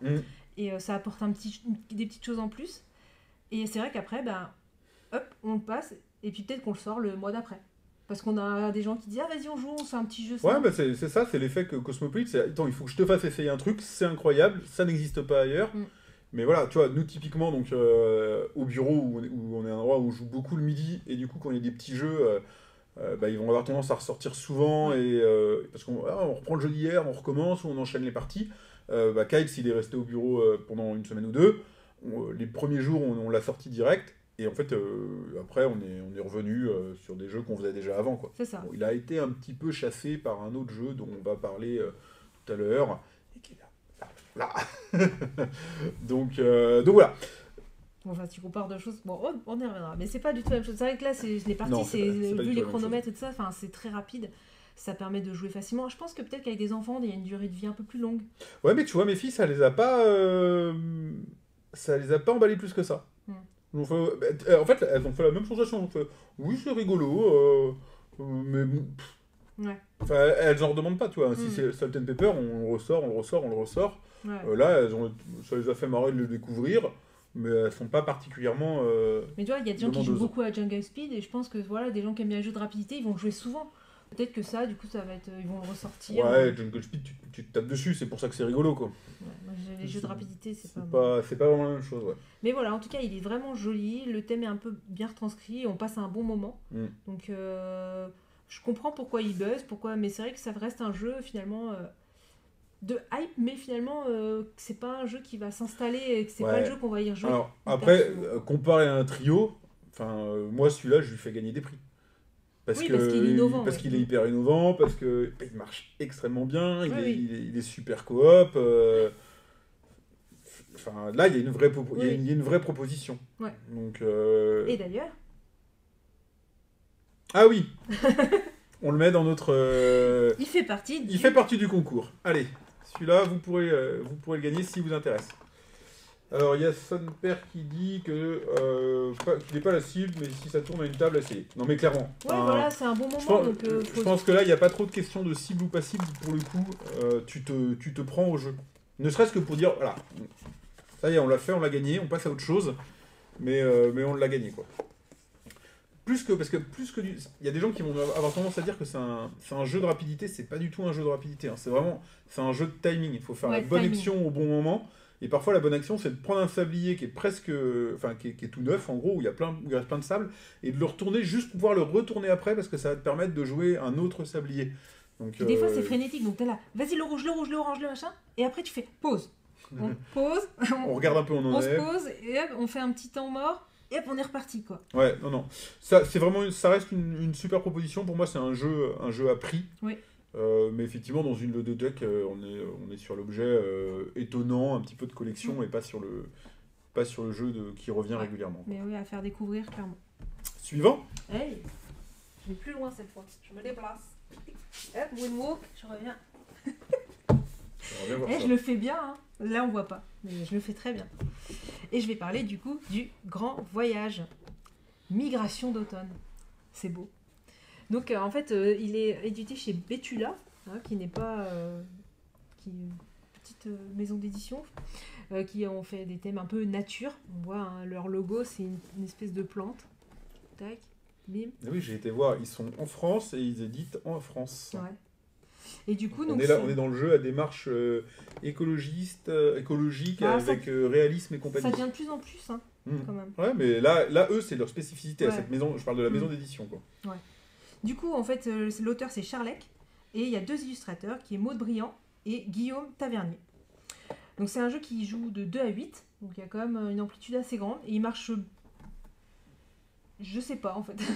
Moi j'ai joué à peu.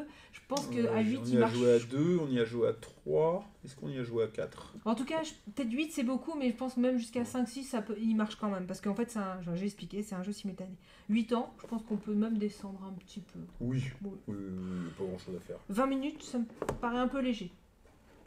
Donc voilà. On voit pas beaucoup plus. Hein. Ça reste un jeu donc, familial, donc adapté à tous. Les règles sont simples. Donc, très simple. Très simple. Et comment ça marche en fait ? Donc on va avoir un plateau, un grand plateau, qui va représenter la map monde. Alors je sais pas si tac, on va peut-être pas avoir grand chose, je sais pas si je le sors. Et du coup en fait on va avoir du coup. Vas-y, continue. Ouais, donc le thème, en fait déjà il y a un thème qui est pas plaqué. Enfin moi je le trouve pas plaqué et je trouve justement qu'ils ont réussi à vraiment retranscrire. Donc ça vient des oiseaux, donc c'est la migration d'automne. On va chacun incarner un oiseau. Donc chaque oiseau a ses spécificités. Et là, c'est là où ils ont bien réussi à retranscrire, donc, parce que du coup, on va démarrer avec chacun, du coup, un plateau différent. Donc, ça va être un jeu qui va avoir un côté asymétrique. Et en fait, on va tous démarrer d'un point A sur la carte, et on va devoir, du coup, migrer, donc d'arriver à un point B. Donc, dans notre chemin, on va avoir des dangers qu'on va devoir éviter. Et il y a plusieurs types de dangers. Donc, il y a du vent, il y a les rapaces, il y a les problèmes électriques, les fils électriques, etc. Les chocs. Et du coup, ce qui est bien représenté, c'est qu'en fait, on va voler à plusieurs altitudes. Donc, comment ça va fonctionner ? Donc, c'est un jeu de stop ou encore. On va tirer une carte. Et chaque carte, en fait, a 3 sections. Donc, une basse altitude, moyenne altitude et haute altitude. Et du coup, à son tour de jeu, on va tous jouer en simultané. On va décider si on passe dans quelle altitude. Alors on peut pas monter de 2 altitudes d'un coup. Donc là, il faut y aller progressivement. Voilà, donc, soit on démarre au milieu ou en bas, et après, on va jauger, on va pouvoir se décaler que de 1. Et en fait, on va voir les dangers qui vont arriver. Donc par exemple, moi, si je suis, on va dire, l'hirondelle rustique. Si je suis l'hirondelle rustique, on voit qu'en fait, j'ai de la capacité au niveau cardiaque. Donc là, je suis résistante. Du coup, je peux subir beaucoup de dangers de ce type. Donc là, par exemple, j'ai tout intérêt à aller en haute altitude, prendre ce danger, parce qu'on va avoir un curseur, et du coup, on va prendre une pénalité, etc., etc., sur chaque danger. Quand on arrive au bout d'une piste, on a perdu notre vol. Mais du coup, à chaque carte, comme ça, on va choisir sur quel danger on va. Donc, on va devoir jauger en fonction de son oiseau. Voilà. Et on va pouvoir, du coup, faire du stop encore, parce qu'on peut décider de sortir et dire, moi, mon oiseau, il a subi beaucoup de dangers, le prochain risque d'être fatal, donc je sors, j'arrête mon vol, j'atterris. Et donc là, suivant où on est arrivé et le nombre de cartes qui sont sorties, on va avancer de temps sur la carte du monde. Et comme ça, pouvoir faire sa migration. Alors pour ceux qui ont joué, c'est la mécanique de Celestia. Voilà, c'est Celestia. Tout à fait. Moi, je n'ai pas trop entendu cette comparaison avec Celestia, alors que pour moi, elle est évidente. C'est exactement la même chose. Et donc, si vous aimez bien Celestia avec ce thème oiseau, voilà, c'est clairement fait pour vous. Moi, ce que j'ai aimé vraiment, c'est d'avoir cette sensation comme ça, c'est de faire mon vol. C'est-à-dire que à chaque carte, j'avance dans mon vol et je décide, je monte en haute altitude, je baisse et en fait, forcément, par exemple, les poteaux électriques, etc., enfin les chocs, ils sont plus en basse altitude qu'en haute. Donc, et comme ça, ils ont essayé de retranscrire en fait le vol d'un oiseau. Et après, j'atterris, donc je m'arrête. Et là, je vais pouvoir avancer du nombre de cases que j'atterris. Si par contre, je prends un danger supplémentaire, j'ai raté mon vol, et tant pis pour moi, du coup, j'avancerai pas ce tour-là. Et c'est celui qui arrive à faire sa migration en premier. Donc, il y a ce côté asymétrique déjà pour un jeu familial. Très asymétrique, parce que tu peux avoir des très grosses différences entre des oiseaux qui vont donner l'impression d'être très durs à jouer par rapport aux autres. Mais qui ont des migrations beaucoup plus courtes. Voilà, c'est ça. Normalement, ils ont équilibré le jeu de cette manière. Donc moi, je trouve qu'ils ont réussi à retranscrire. Donc c'est pour ça que je dis que le thème n'est pas plaqué, parce que l'oiseau, il est asymétrique, il a ses dangers propres, et on va pouvoir faire ce vol, et donc continuer notre vol, et dire « Attends, non, là, j'arrête, là, c'est trop ». Ou pousser l'autre à continuer, c'est ça aussi qui marche bien à plusieurs. C'est « Mais non, on continue, ça va passer », et tout, pour faire que l'autre échoue. Et voilà, il y a ce côté aussi stratégique, parce que sur le plateau, quand on va se déplacer, on va avoir des dangers. Donc pareil, on va pouvoir dire non, vaut mieux que j'avance que de 4, parce que si je fais 5, je vais avoir un danger de départ qui va me pénaliser pour le tour d'après. Donc voilà, tout ça fait que pour moi, c'est un super jeu familial, avec une très belle découverte, justement, pour un petit jeu stop encore qui se joue à beaucoup. Les règles, c'est, voilà, au tour de jeu, c'est fini, c'est voilà, je monte ou je monte pas, je prends un péril, bim, c'est fini. Donc règles très accessibles, je trouve que le matos est vraiment chouette.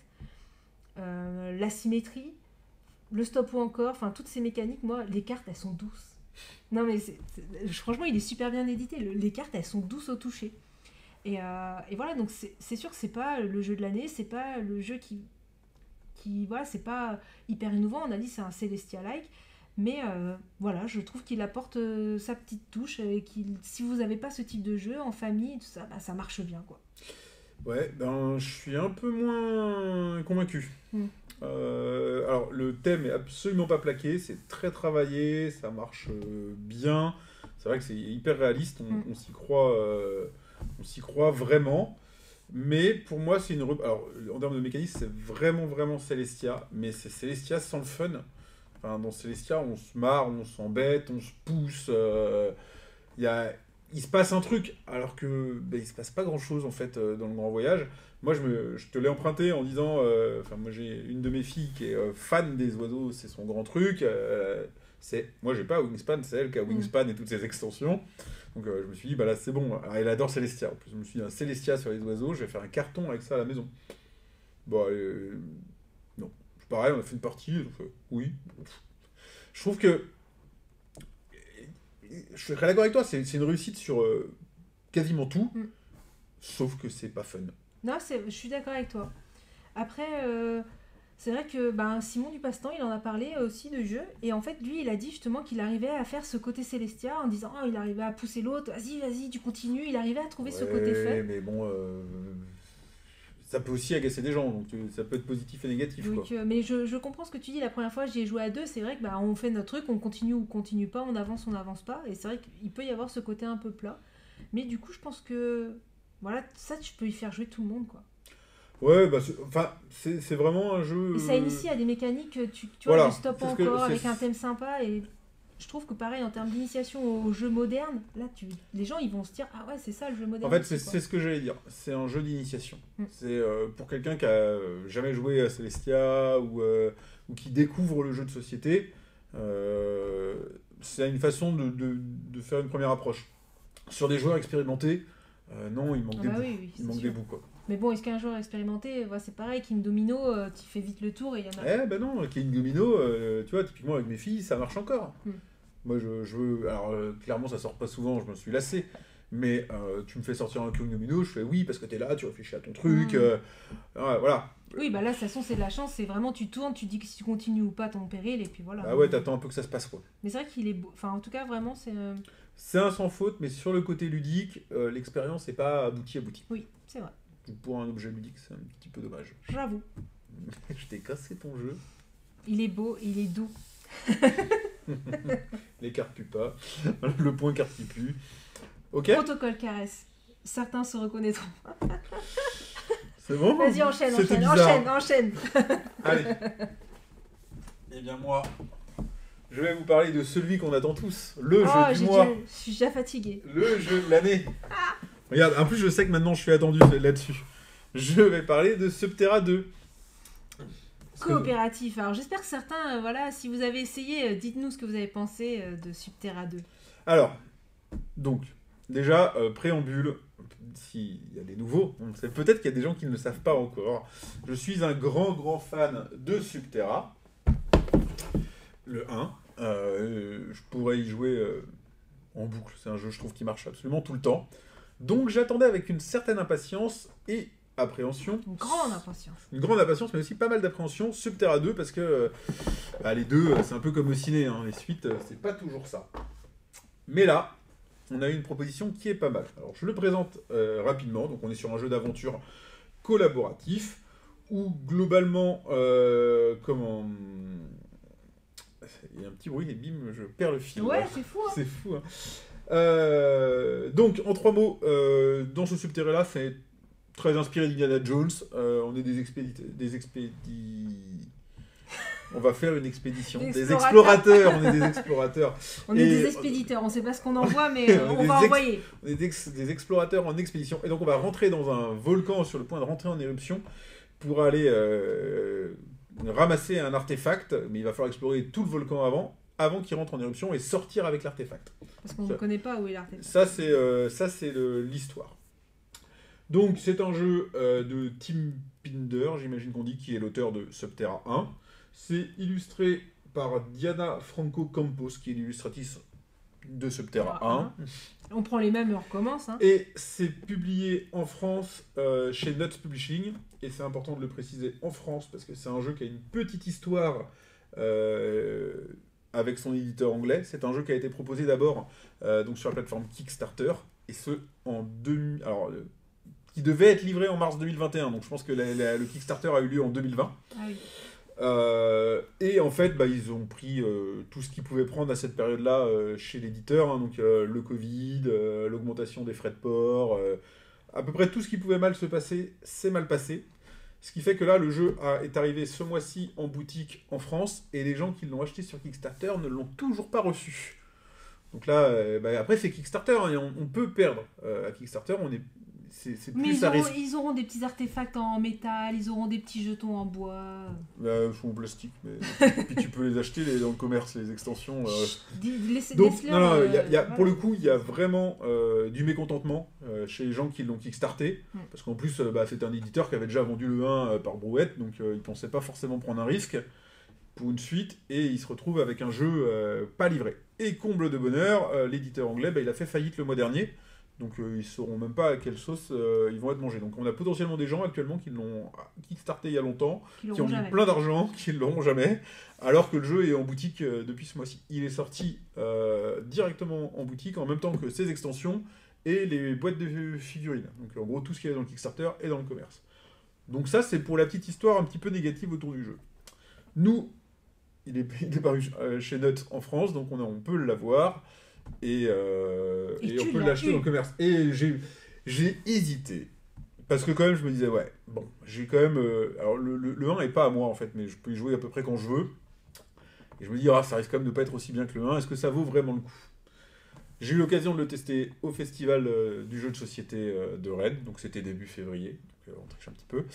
Et je me suis comme dit, non, c'est top. J'ai passé un super moment. Je me suis dit, vu que le 1 n'est pas 100%, n'est pas à moi, autant que j'ai le 2. Et clairement, spoiler, je ne regrette pas mon achat. Comment on joue? Exactement comme Subterra 1. À votre tour de jeu, vous avez 2 actions. Vous pouvez en faire une troisième en vous surpassant.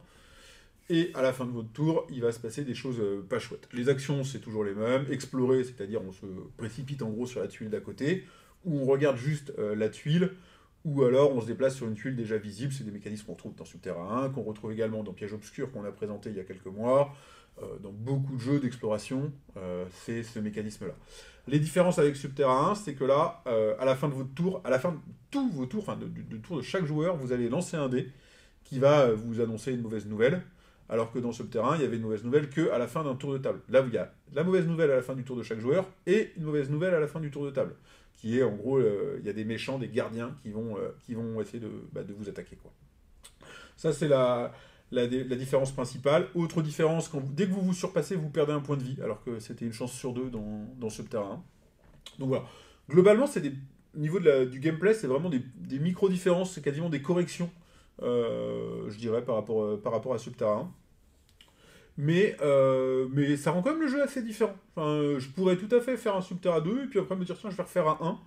Celui-là est peut-être un peu plus chaotique, parce que le fait que ce soit un dé qui décide de la mauvaise nouvelle et qu'on le lance quand même à la fin de chaque tour, voilà, ça peut très mal se passer. Donc le jeu est un peu plus difficile que le 1, peut-être un peu plus chaotique, et le 1 est peut-être un petit peu plus fun. Mais d'un autre côté, celui-là, il est vraiment challengeant. Enfin, il y a un vrai côté... là, on a fait, sur le mois, on a fait 8 parties, ce qui est quand même pas mal. Bah ouais, parce que peu importe à qui je l'ai mis, les gens, c'est non, mais là, attends, on reste pas sur un échec, on recommence, quoi.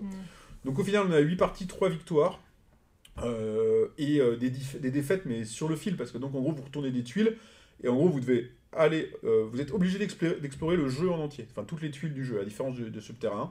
Donc on explore tout, et après on revient. Et sur 8 parties, 3 fois, on est mort sur la dernière tuile, donc devant la sortie. Donc c'est un jeu qui est quand même très bien équilibré et assez difficile. Et voilà, en fait, on est sur une proposition qui, donc là, ils mettent 60 minutes sur la boîte. C'est vrai que j'ai un peu zappé cette partie-là de la présentation. Bon, ça dure plutôt 1h30 que 60 minutes. Et là, tu es dans un vrai coop, tu peux échanger tout ce que tu veux, il n'y a pas de problème. Donc je rappelle, je ne l'ai pas dit tout à l'heure, donc de 1 à 6 joueurs, si vous êtes, en gros, si vous êtes 1 ou 2, en fait, tout simplement, vous allez jouer plusieurs joueurs. C'était la même chose dans Subterra 1. À partir de 14 ans, c'est peut-être possible sûrement de descendre en dessous. Je pense qu'on pourrait peut-être descendre à 10 ans, ça ne me surprendrait pas. J'ai pas essayé avec mes filles sur ce sujet-là, mais pourquoi pas. À mon avis, c'est possible, quoi. Donc comment on gagne? C'est comme Subterra 1, à partir du moment où quelqu'un sort, vous allez gagner. Et puis après, à vous de dire, allez, on gagne. Alors, c'est quand même un peu plus complexe que Subterra 1, où Subterra 1, c'était où on sortait et c'était bon. Là, il faut sortir, mais il y a une vraie question de timing avec l'éruption qui se rapproche, et après le volcan qui rentre en éruption, et qui va en gros, la lave va se répondre et vous rattraper. Donc c'est beaucoup plus speed. Il y a vraiment 2 phases dans le jeu. Ouais, il est beaucoup plus rythmé que le 1. Donc voilà, et donc après à vous de dire, donc vous pouvez jauger la difficulté, modifier la difficulté du jeu en réduisant le nombre d'étapes avant le temps en gros avant l'éruption du volcan, et aussi à vous de dire ok, on vise une victoire parfaite, tout le monde sort, ou on accepte une perte, ou on accepte 2 pertes, etc. Bon, ça en général vous changez au milieu de partie, hein. Vous commencez en disant ouais, on en sort 3, et puis on la fasse, s'il y en a un qui sort, vous êtes content. Donc voilà, à mon avis, au niveau de l'édition... Ouais, attends, tu spoil trop. Au niveau de l'édition, c'est comme Subterra 1, il n'y a rien à redire. C'est simple et efficace. Là où l'édition est super honnête, c'est que c'est un jeu de 1 à 6 joueurs, mais il y a 10 personnages dans la boîte.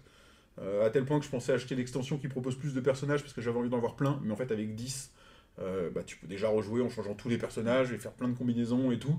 Enfin, c'est hyper honnête, je trouve, d'avoir proposé ça. Donc au niveau de l'édition, là-dessus, je trouve voilà, chapeau bas.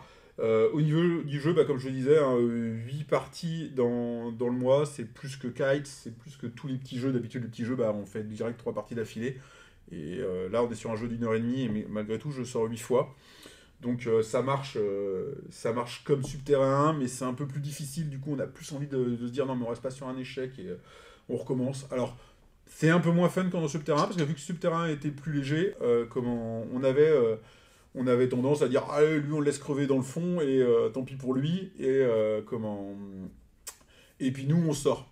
Alors que là, en fait, il te faut vraiment les compétences de tous les persos. Dès que t'en as un qui est au sol, c'est une galère. Ouais. D'ailleurs, c'est une différence avec le 1, c'est que le 1, si vous étiez KO, c'est fini, vous restiez par terre dans votre coin, vous pouvez plus rien faire. Et là, ils ont une bonne idée, c'est de rajouter, en fait, quand on est KO, on peut ramper, et donc juste se déplacer d'une case. Pour se rapprocher de quelqu'un. Voilà, et ça permet de se rapprocher de quelqu'un d'autre qui va pouvoir vous soigner, et ça permet de rester dans la partie, quoi. Donc voilà, c'est Subterra pas réinventé, mais renouvelé. Moi, voilà, j'ai toujours dit, hein, jouer à Subterra, maintenant que ce soit le 1 ou le 2, vous pouvez jouer au 2, essayez de découvrir le 2, mais je veux dire, enfin, déjà, si vous avez le 1, voilà. Après, la vraie question, si vous avez Subterra, est-ce que ça vaut le coup d'acheter Subterra 2 ? Bon, peut-être pas quand même, faudrait peut-être pas exagérer, ça reste deux jeux très similaires. Moi je sais que maintenant j'ai Piège Obscur et celui-là, ça reste aussi des jeux qui sont assez proches, je sais qu'ils vont se marcher dessus, donc si vous avez les deux Subterra, ça va être encore pire, quoi. Non, voilà, la question maintenant c'est voilà, est-ce que je m'achète les extensions. Alors normalement j'avais dit que dès le début j'achèterais l'extension avec des nouveaux persos, ce que j'ai pas fait parce qu'elle est arrivée finalement quelques jours après le jeu. Et j'étais un peu impatient, donc j'ai commandé le jeu avant la sortie de l'extension. Et en fait, je regrette pas parce que vu que je voulais prendre l'extension avec des nouveaux persos et qu'il y en a plein dans la boîte, finalement, je me dis, c'est pas tellement cette extension-là dont j'ai besoin.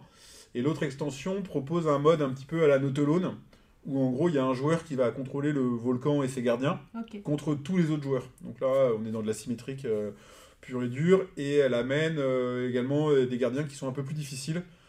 Et du coup, je me dis, je vais peut-être plutôt prendre cette extension-là qui peut être sympa. Nouveau mode, là, vraiment. Du coup. Ouais, voilà. Là on amène un truc qui n'existe pas dans Subterrain et tout. Donc, je vais sûrement plutôt aller là-dessus assez rapidement, je pense. Donc, voilà, effectivement, c'est comme le 1, c'est coup de cœur. Je regrette pas du tout mon achat et je pense qu'il n'a pas fini de ressortir. Tu l'as essayé ? Oui. Et on a des commentaires. Donc, Ah ouais.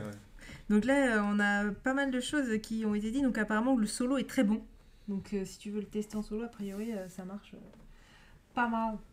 Je vais essayer ça. Et du coup, je suis pas un grand joueur de solo, mais je vais essayer. Et du coup, il disait aussi que du coup, c'est pas mal d'acheter les figurines. Alors, du coup, après, ça apporte un petit peu de... Alors, tu vois, je suis partagé sur les figurines parce que j'ai joué avec en festival et je les ai trouvées un peu pas thématiques. Enfin, elle me donnait trop l'impression de figurines médiévales fantastiques, en fait. Elle me projetait pas dans un univers Indiana Jones. Alors, j'ai pas passé 2 heures à les regarder et tout, ça venait peut-être aussi de comment elles étaient peintes, mais elles m'ont pas donné plus envie que ça. Alors que par contre, ce que j'aimerais bien avoir, c'est le petit artefact que tu peux avoir justement dans les packs de figurines en métal. T'as 2-3 trucs comme ça qui rendaient le jeu, qui lui donnaient un petit côté un peu plus classe. Mais les figurines en soi, après moi je fais pas de peinture, donc acheter des figurines grises, ça me parle pas plus que ça. Moi j'aime bien les petits meeples de couleur, c'est pas un problème. Et juste voilà, si quelqu'un a l'artefact en double en métal, ça j'aimerais bien. Kuviak dit il est meilleur que le 1. Alors du coup, quels sont les petits critères qui font que pour toi il est mieux que le 1 ? Et du coup, on a aussi il y a Sonberg qui dit j'ai peur que la contrainte du chemin à suivre bloque un peu la rejouabilité. Mais il n'y a pas vraiment... Il y a un chemin à suivre ? Ouais, alors... Parce qu'on retourne les pièces, on crée le chemin. Bah oui, mais en fait, tu vas devoir créer un chemin à l'aller et au retour. Tu fais un aller-retour. Mais c'est vrai que... Dans le 1 aussi, non, le 1, tu pars d'un point de départ et tu vas à la sortie. D'accord. En fait, dans le 1, tu explores jusqu'à trouver la sortie. Là, tu es obligé de tout explorer pour créer un chemin. Tu crées un chemin et après tu reviens... C'est presque le point qui m'embête le plus dans le jeu. C'est qu'en termes de réalisme ou de thématique, je sais pas comment dire, en fait, tu dois explorer tout le plateau pour à la fin mettre la tuile où il y a l'artefact. Et du coup, c'est pas très crédible, t'as envie de dire, du coup, elle apparaît forcément qu'à la fin. Au final, dans le jeu, voilà, c'est une contrainte, il faut explorer tout le plateau. Ils ont aussi fait un petit mécanisme qui fait que le plateau, il s'étend pas dans tous les sens, à l'infini, un petit peu comme le 1. Il reste assez contenu. Ouais. Et voilà, donc tu dois avoir au moins un chemin qui va aller de l'entrée jusqu'à l'artefact et que tu vas devoir prendre au retour. Après, j'ai fait des parties où on n'avait vraiment qu'un seul chemin. Et il fallait bien le conserver, quoi. Parce que si tu mettais trop de pièges, si tu avais trop de pièges ou trop de risques dessus, le retour pouvait être très difficile. Et puis j'ai fait des parties où il y avait plein de chemins et on devait calculer le meilleur. C'est pas quelque chose qui m'a gêné. Sachant que moi, pour avoir... Alors, j'ai fait qu'une partie de Subterra 2, mais le chemin aller, on le construit, mais en fait, le retour... C'est pour ça qu'il y a vraiment deux phases, c'est-à-dire qu'on construit, une fois qu'on trouve l'artefact, là, après, c'est la lave va venir, mais le deuxième, je trouve, moi, j'ai fait que... Peut-être c'était dans ma partie, mais le retour est très rapide quand même. La lave arrive et la deuxième phase est quand même rapide. On a perdu quand même. Hein. Oui, mais du coup, la deuxième phase, elle est beaucoup plus rapide que la. Ah oui, c'est une phase très rapide. Le retour est très. Donc en fait, le chemin qu'on a créé, en fait, le retour est très rapide. Justement, thématiquement, c'est quelque chose qui marche parce ça marche, c'est en gros, à l'aller, tu explores et au retour, tu traces quoi. Ça, donc il n'y a pas cette contrainte de faut que j'accélère, il faut que j'aille très vite, du coup. Enfin voilà, faut aller très vite, donc il n'y a pas cette contrainte de refaire tout le chemin inverse en mode. Mais je suis assez. Donc tu vois, Kuviak complète en disant qu'il est plus équilibré que le 1, c'est ce que je disais. Nous, on a souvent gagné de peu ou perdu sur la dernière tuile. Tu peux vraiment faire. On va dire que sur les 2 tiers des parties, ça se joue sur un fil. Et là, en ça, il est beaucoup plus équilibré. On a aussi fait des parties, mais c'est quelque chose qui pouvait arriver dans le 1 également, où on est mort avant même d'arriver à l'artefact. Quoi. Donc là, si tu te fais défoncer par les gardiens, que t'as pas les bons joueurs, les bons personnages, voilà.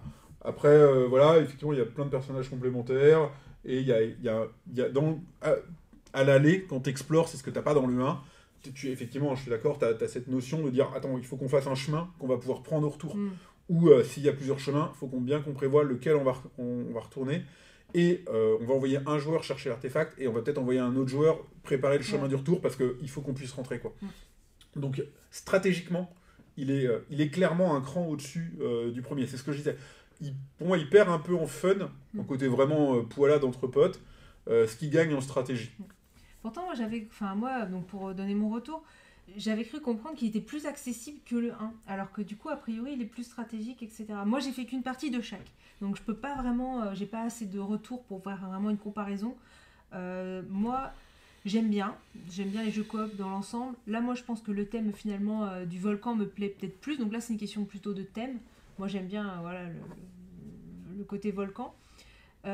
Pour moi, j'aime bien les mécaniques. Je trouve que, comme dans beaucoup de coop, il peut y avoir cet effet leader dans Subterra, je trouve. Et la deuxième chose, c'est que je le trouve long. Moi, du coup, ça va être son défaut parce que moi, je peux pas le sortir, quoi. Du coup, c'est un jeu que je peux pas avoir parce que plus de 60 minutes, 1h30 pour jouer à un jeu coop, ça passe pas. Nous, on arrive à le sortir sur les pauses de midi au bureau. Ouais. Moi, je sais que du coup... après, c'est une motivation, quoi. Ouais, c'est ça. Et moi, si tu me proposes de faire une partie, je referai, mais moi, je peux pas l'avoir parce que en termes de ce type de jeu, il est trop long, quoi. Moi, je peux y jouer tous les jours. C'est une drogue. Mais voilà, du coup, pour moi, c'est ses défauts. Mais voilà, voilà, donc pour moi, c'est pas un coup de cœur. Je le trouve sympa et c'est agréable à jouer. Après, voilà, t'es pas non plus. Moi, j'étais déjà accro 1, t'étais pas autant. Moi, j'ai fait qu'une fois, donc j'ai fait qu'une partie du 1, mais c'est vrai que je trouvais que c'était un peu long, moi, d'aller chercher les tuiles, on explore longtemps. Et ouais, je le trouve, moi, c'est ça, son défaut, c'est que je le trouve un peu long, que ça soit le 1 ou le 2. Voilà. Mais sinon, voilà, c'est, en termes d'édition, franchement, il est super joli. Après, la lave qui arrive, il fallait courir, enfin, franchement, on passe un très bon moment et c'est très agréable, quoi. Mais moi, je peux pas, moi, ça ne rentre pas dans ma ludothèque. Ouais. Mais comme tu l'as, ce n'est pas un problème. Non, c'est ça.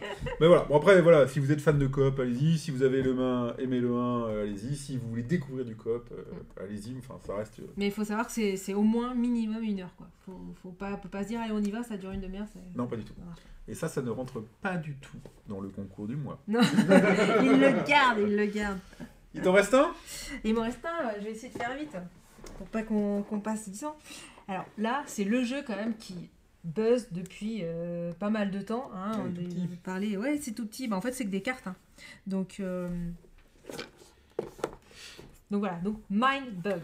Donc qui est un jeu c'est un jeu que pour 2 joueurs, donc moi, c'est des types de jeux que je peux jouer. Donc voilà, petit jeu à 2, en général, moi, ça dirait que ça rentre dans ma ludothèque. Donc, c'est sorti donc, chez Yellow. Donc pas expert cette fois. Donc c'est les parties, ça va être 15-20 minutes, ça va dépendre un peu parce que c'est un jeu d'attaque, d'affrontement, donc en fait on peut perdre très vite si on se défend mal. Ils disent 8 ans, oui, après, donc bon, je vais vite revenir sur mon avis. Est-ce qu'il y a le nom de l'auteur? Ah oui, il y en a plein. Donc en fait, il y a Christian Kual, Marvin Egan, Richard Garfield et Scassias. Alors on cite surtout Richard Garfield parce que c'est l'auteur de Magic, qui adore du coup ce jeu un peu de cartes à pouvoir, qui a fait The Hunger, que nous on aime beaucoup, et beaucoup d'autres. Donc c'est un jeu de duel. Donc on va avoir des créatures un peu spéciales. Donc par contre les illustrations sont très chouettes. Donc, ah oui, la boîte elle est toute petite mais elle est pleine de vide. Bah c'est juste un jeu de cartes avec des petits jetons. Mais ça c'est les petits jetons, ils sont sympathiques.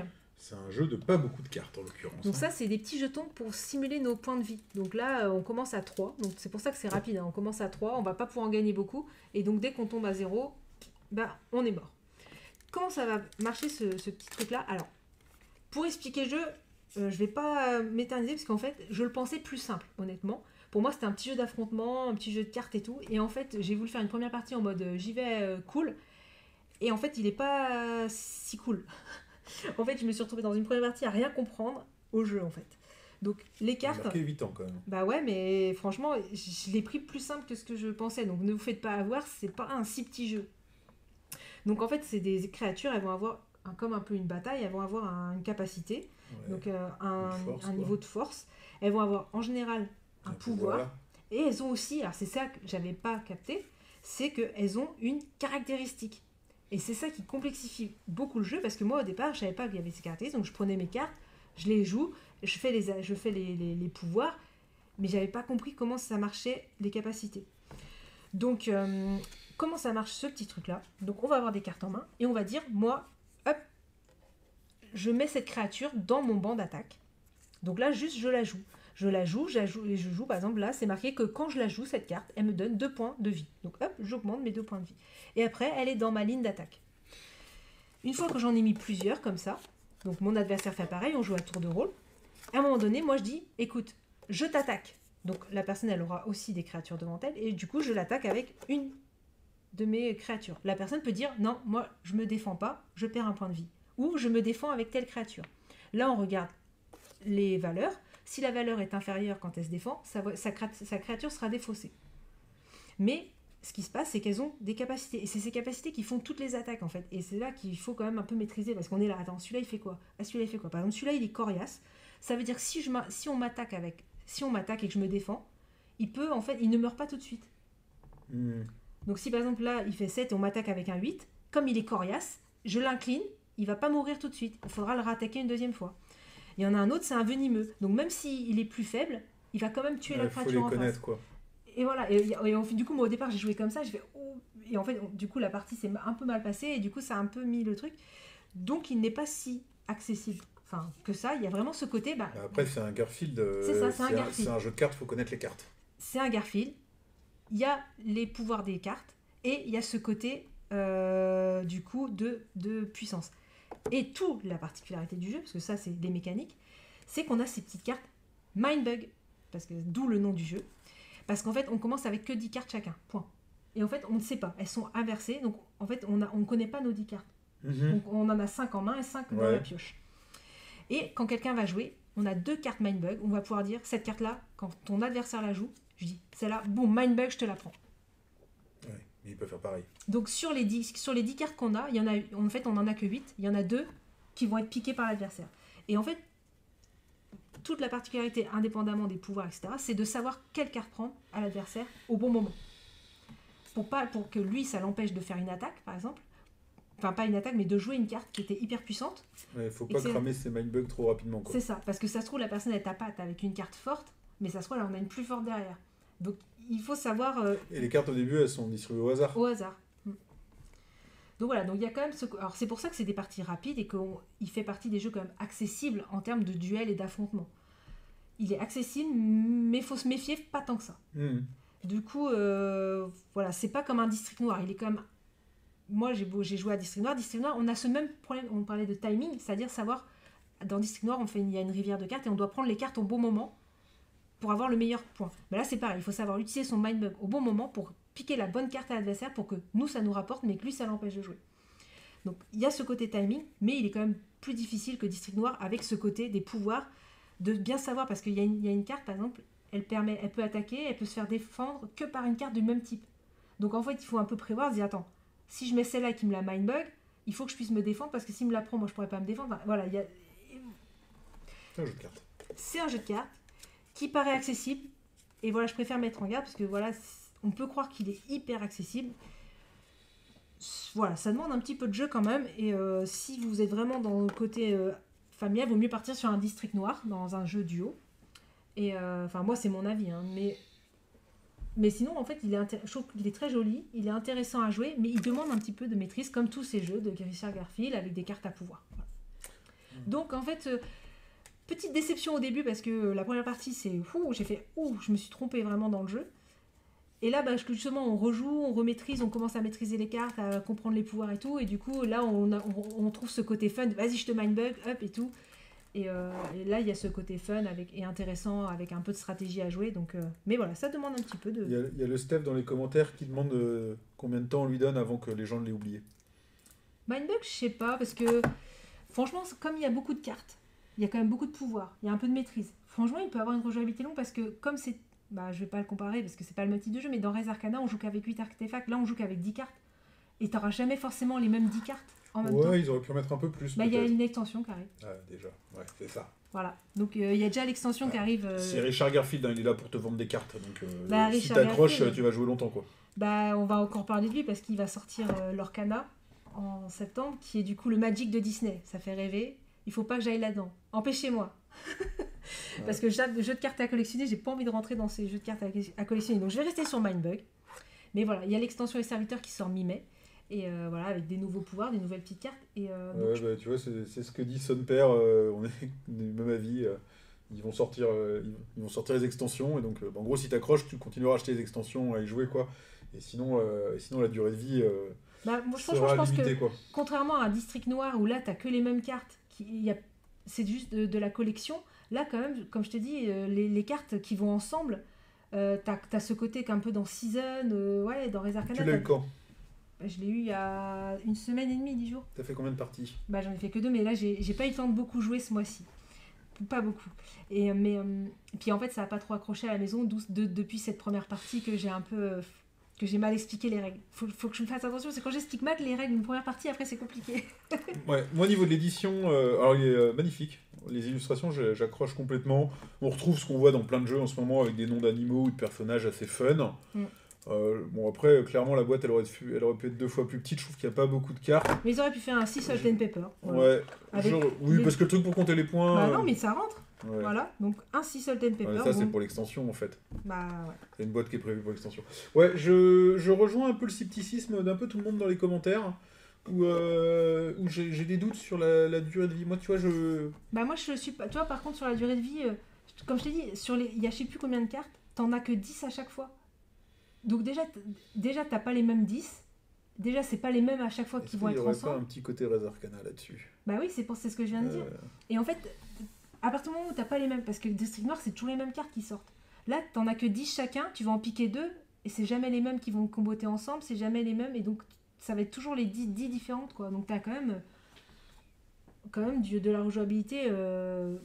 Je pense qu'avant de faire le tour du jeu, t'as quand même le temps, quoi. Bon, Cuviac, a priori, l'attendait beaucoup, l'a reçu et est déçu.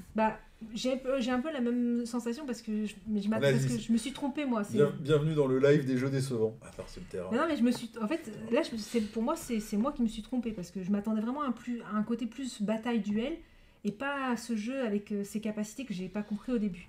Mais je trouve que là, plus j'y rejoue, plus en fait il me plaît, plus j'y retrouve de l'intérêt, donc à voir. Par contre, en termes de thème, on comprend pas trop en fait.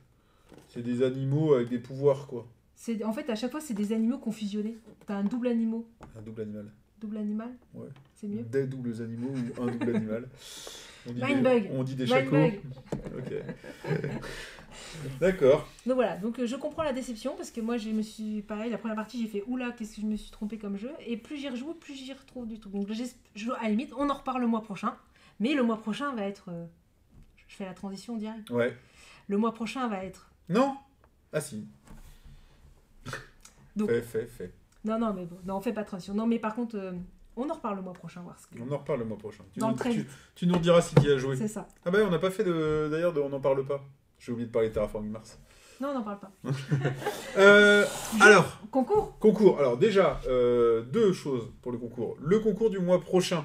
Donc ça, si vous avez réussi à suivre la vidéo en entier, on vous fait gagner soit Look at the Stars, soit Kites. Donc ça, c'est facile, vous décidez, c'est hyper simple. Sur YouTube, toujours que sur YouTube. Une fois la vidéo mise en ligne, donc d'ici la fin de la semaine. On est le mardi 4 avril, donc d'ici la fin de la semaine. Vous mettez... Joyeux anniversaire, papa. J'en profite. Il fait que tu le fasses, ok. Bah oui.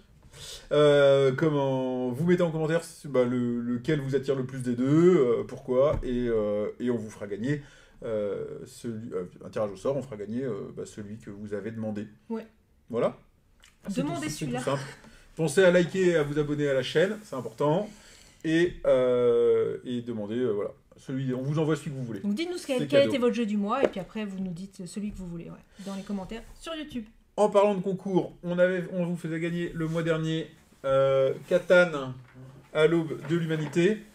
Donc on va procéder au tirage au sort. Il faut que je prenne... Donc merci à tous ceux qui ont regardé la vidéo, qui se sont abonnés et qui ont commenté. Donc on a 17 participants au concours. Vous avez dit de participer, il n'y en a pas beaucoup. C'est ce que je dis à tous ceux que je rencontre, c'est tentez, parce que là du coup vous avez beaucoup de chances de gagner. Donc là vous avez une chance sur 17. Donc on a pris tous les pseudos qui ont mis des commentaires sur YouTube. Et tu as prévu du coup un petit random. Normalement je clique sur ce bouton et on vous dit en live qui a gagné. Alors Kixal a gagné, donc je ne sais pas s'il est là. On lui enverra un message sur YouTube, donc bravo Kixal. Tu recevras ta boîte. Qu'est-ce qu'elle nous avait dit? C'est quelqu'un qui écoutait le podcast et qui savait pas qu'on était sur YouTube et qui nous a retrouvés sur YouTube. Cool. Donc, tu as bien fait. Du coup, tu récupères le commentaire en même temps, c'est bien ça. Ouais, sauf qu'il est un peu loin. Mais du coup, on t'envoie Kixal, Katana à l'aube de l'humanité. Donc, on avait dit, c'est exactement cette boîte-là qu'on t'envoie. Donc, elle est ouverte, elle est toute neuve. On a fait 2 ou 3 parties avec. On te mettra une petite carte dédicacée dedans que tu pourras mettre à la poubelle après. Mais ça nous fait plaisir. Donc il faut qu'on arrive à te contacter. Je sais pas comment on va faire. Si tu vois la vidéo, tu nous envoies un message. Sinon je vais regarder sur YouTube. On va essayer de te contacter sur YouTube. Sinon sur le Discord, n'hésite pas. Si toi tu vois avant nous, voilà. Mais en tout cas, bravo à toi. Pour qu'on récupère tes coordonnées et qu'on puisse t'envoyer tout ça. Félicitations. Merci à tout le monde d'avoir participé. N'oubliez pas de continuer ce mois-ci pour gagner un de ces $. Et voilà. Est-ce qu'on fait un petit à côté de la boîte ou ça fait longtemps qu'on est là? Non, on fait la hype vite fait. Ah, la hype, on n'a pas fait la hype. Voilà. On a une petite hype vite fait. Et puis, et après, on vous laisse finir votre soirée tranquille. Non, mais du coup, pour la hype, alors moi, par contre, pour le mois prochain, il y a beaucoup de jeux qui ont été décalés. Et du coup, pour le mois prochain, avril, ça va être pour moi un gros mois, en tout cas. Mais mes jeux vont arriver tardivement, donc j'espère quand même que je pourrai en parler dans le mois prochain, parce qu'ils vont arriver tard.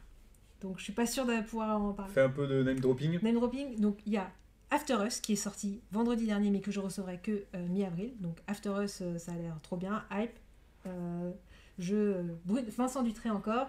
Un jeu à combo, donc on va pouvoir mettre ses cartes ensemble. Tu le présenteras le mois prochain. Ouais. After Us. Planète des singes, clac, trop bien. Earth. Earth, dont tout le monde parle, qui est un jeu... T'as commandé ça? Bah oui. D'accord. Ça, c'est le jeu, je sais que ça va être mon jeu de l'année. Type Ark Nova, type Terraforming, type Wingspan, tout ça. Type qui sort jamais. Engine Building, tout ça, enfin voilà. Bah si, Ark Nova, j'ai quand même pas mal sorti pour un gros jeu. D'accord. Étonnamment. Mais voilà, donc Earth, il y a Nimalia, qui est un petit jeu avec du placement, avec des petits animaux tout mignons. Donc ça, c'est pareil, familial, sympa. Il y a Tiwanaku, que j'ai pas pu jouer encore, un jeu de déduction qui est très beau, avec une belle roue. Je vous montrerai le matériel, franchement. J'ai pas encore pu tester, mais là, je l'ai reçu. Il y a aussi Antinomy, un nouveau Ah oui, Tac tac, comment ça? Les microgames. Ouais. Un jeu pour 2 joueurs, donc parmi les microgames. Et je crois que c'est pas mal déjà. Alors on te rejoint sur curieux sur After Us. Bah moi là ouais. Bah moi After Us, déjà tout le monde dit ah il y a pas d'interaction, il y a pas de... Moi je suis pas fan d'interaction dans les jeux. Quand c'est Ouais, donc moi déjà je sais que moi je suis comme toi. Quand je fais mon truc dans mon coin, ça m'énerve qu'on vienne l'abîmer. c'est ça. Quand c'est un jeu d'affrontement et que je sais comme Shard of Infinity, c'est un jeu de duel, c'est un jeu d'affrontement, ça me gêne pas. Mais par exemple moi je l'avais mis dans mon top les Gardiens de Havresac de chez Catch Up Game aussi comme After Us. Et moi ça me gêne pas enfin pour moi c'est un voilà ça c'est une autre caractéristique du jeu. Bah, après je peux comprendre il y a des gens qui veulent de l'interaction. Ok, mais c'est pas pour moi c'est pas un défaut du jeu. C'est comme ça, c'est comme un jeu de joueurs. Tu dis ah c'est un défaut, c'est pas un multi. Bah non, c'est un jeu de joueurs, donc c'est pas un multi. Bah là c'est un jeu où il y a peu d'interaction. Bah t'aimes pas, ok, mais c'est pas grave, quoi. C'est pas un défaut du jeu. Et voilà. Donc c'est et toi du coup. Mais moi tu sais la hype c'est pas du tout ma rubrique parce que je regarde très peu ce qui va tomber les mois suivants. Mais tu savais pour Subterra là il y a pas grand chose qui te... Oui mais Subterra ça fait 2 ans que j'attends. Donc il y a un moment où je commence à voir quand il va tomber. Là, j'ai vu qu'il y a Revive qui arrivait. Je l'avais noté dans les jeux à suivre, mais j'attendrai les retours probablement avant de l'acheter. Et puis, les problèmes des gros jeux, c'est que si on les achète pas, les essayer, c'est compliqué. Donc ça, on verra. J'espère que peut-être j'arriverai à tester Ibris, mais c'est pas sûr. Et non, ce que j'attends maintenant, c'est le lancement du Kickstarter de Dead Cells, qui me hype pas mal. Alors, je sais pas si c'est prévu ce mois-ci ou pas. Mais bon, coop, dungeon crawler et tout, ça me tente pas mal. Mais voilà, sinon c'est tout. Moi, la hype, je suis pas au taquet sur ce sujet-là. Alors vu que j'ai perdu ces stéréos, je ne sais pas ce que c'est. Non, mais c'est ce que je regardais, en fait, je regardais dans ma commande, et en fait, il y a High Score aussi que j'ai mis dans ma commande, qui est un petit jeu de dés de stop ou encore de Rainier Knizia. Voilà. Ah, j'ai vu passer ça, je sais plus pourquoi. Donc j'en ai 5 en attente. Et plus d'autres qui vont peut-être arriver. Donc là, ça va faire un gros mois en avril. Donc j'espère que vous serez là. Donc on vous attendra pour le mois prochain. On se retrouve du coup. Ouais, il y a Steph qui nous dit au revoir. Ok. Bon, moi je vais rajouter 5 minutes parce que j'ai quand même amené des trucs à côté de la boîte. Allez, je vous parle. En tout cas, pour ceux qui nous quittent, merci et tout ça, pour nous suivre, pour nous faire des commentaires en live. Et voilà, c'est super chouette de vous avoir. Donc merci à vous. Ouais, merci vraiment. C'est vrai que là-dessus, on peut le dire maintenant à tous ceux qui ont animé le chat pendant le live, ça dynamise vachement la vidéo. On apprécie. Puis nous aussi, on est adeptes de retour parce que voir ce que les autres ont pensé aussi des jeux, des parties qu'ils ont faites. Donc c'est toujours agréable. Quand il y a de l'échange, c'est un jeu de société, ça marche mieux quand il y a plein de gens. Donc ça. Voilà, merci. Merci. Alors, du coup, moi j'ai quand même parce que j'ai préparé des trucs, alors je vais en parler. À côté de la boîte, si vous êtes fan de BD, Prugne, Pocahontas. Si vous connaissez Prugne, c'est un dessinateur qui fait de l'aquarelle et qui fait beaucoup de choses sur le thème des Indiens. Donc il faut vraiment aimer l'aquarelle, le dessin. Alors ça, c'est compliqué de vous montrer, mais c'est hyper beau en général. Ça a l'air très chouette. Ouais. Et donc là, il a essayé de faire la vraie histoire de Pocahontas, hein, pas la version Disney. Donc, tu me le prêteras, ça me tente bien. Oula, mais oui, je te prêterai. Donc voilà, non, mais j'adore Prugne en fait. C'est une super BD. Honnêtement, c'est pas le meilleur ni le plus beau des Prugnes. Il en a fait plein d'autres. C'est un auteur que vraiment je recommande beaucoup. Je l'ai acheté surtout pour l'auteur. Mais ça reste très chouette et j'adore son trait et j'adore ce qu'il fait. J'adore qu'à la fin, ils mettent toujours des esquisses en grand de ses illus. Et ces illus, elles sont vraiment magnifiques.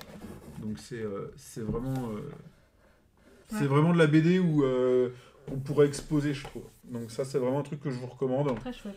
Et si vous aimez après aller explorer ce qu'il a fait. Globalement, pour les connaisseurs, c'est quelque chose qui est dans la suite un petit peu de Pratt avec l'aquarelle, quoi. Donc voilà. Et une autre reco que je voulais vous faire, qui est une reco série télé. Sur Netflix, il y a une série qui s'appelle... alors, je sais pas si elle est traduite en français ou si en français c'est le nom espagnol, parce que c'est une série espagnole qui s'appelle Machos Alpha, donc qui veut dire mal alpha. Et en gros, c'est sur un groupe de copains qui ont tous leurs femmes, leur vie, etc., mais qui vont être un peu... qui vont se prendre un petit peu, on va dire, le mouvement MeToo et l'émancipation des femmes un peu dans les dents, et ça va les confronter à leur propre masculinité. Voilà, ça. Et et se rendre compte que ils sont parfois un peu inadaptés. Il y en a qui vont bien le vivre et bien le gérer, et d'autres pas du tout. Et donc voilà, bon, il y en a, c'est des machos, il y en a, ils essayent de faire d'être meilleurs. Enfin, ils essayent tous d'être meilleurs à un moment donné, mais ils y arrivent plus ou moins pas. Et du coup, c'est hyper d'actualité, c'est assez rigolo, vraiment, moi je me suis bien marré. Et c'est... Donc je vous recommande ça, c'est sur Netflix, il y a une saison pour l'instant qui doit faire, je sais pas, peut-être une douzaine d'épisodes. Voilà. Si vous entendez un peu l'espagnol ou que ça vous dérange pas, écoutez, faut le faire en VO pour bien profiter des jurons, etc. Dans la langue de Cervantes. Et voilà, une vraie reco, une bonne petite découverte sur cette série-là. Ok, voilà. je note. Ouais. Non, pas toi. Moi, j'ai été voir... Alors, on peut rester dans l'univers du jeu, j'ai été voir en avant-première Donjons et Dragons. Voilà. D'accord, et c'était bien? Et bah franchement, c'était pas... Je l'ai vu en VO, moi d'habitude je regarde pas les films en VO, mais là il était en VO. Et franchement, il y a beaucoup d'humour. Enfin, c'est un peu pour moi les Gardiens de la Galaxie version médiévale. C'est beaucoup de second degré, mais en fait là on a des bons acteurs. Moi je connais pas l'univers Donjons et Dragons, le jeu, donc je ne sais pas du tout ce qui a été repris dans tout ça. Mais en tout cas, le film il tient la route, il est chouette, il y a des belles effets spéciaux, les acteurs sont top, franchement. Ah ouais, tu vois, moi j'aurais pas du tout été regardé parce que peur de trucs qui prend un thème et puis qui mettent une bouse par-dessus. Mais c'est vraiment second degré, coup, tu vois, ils se prennent pas au sérieux, quoi. Les personnages, tout ça, il y a vraiment de l'humour, du second degré derrière et tout ça, donc voilà. Okay. Mais franchement, c'est chouette. Très bien. Bon, allez, on clôt là-dessus. Allez, encore une fois, merci à tous de nous avoir suivis sur cette vidéo-là. Pensez à vous abonner sur Twitch, sur YouTube. On est également sur Twitter, sur Instagram et sur Facebook. On est moins actifs sur ces 3 réseaux-là, mais on essaie quand même de diffuser un petit peu d'informations. Vous pouvez aussi nous rejoindre sur Kifim pour justement suivre les jeux auxquels on joue, les films qu'on regarde, les séries, etc. Tout ça, c'est faisable. C'est faisable. Donc voilà, bonne fin de soirée. Ouais, bonne fin de soirée à tous. Son père qui s'en va également. Ouais. Merci à vous de nous avoir suivis. On se retrouve le mois prochain. Et pensez à participer au concours sur YouTube, du coup. Sur YouTube. Rendez-vous le mois prochain. Salut. Salut.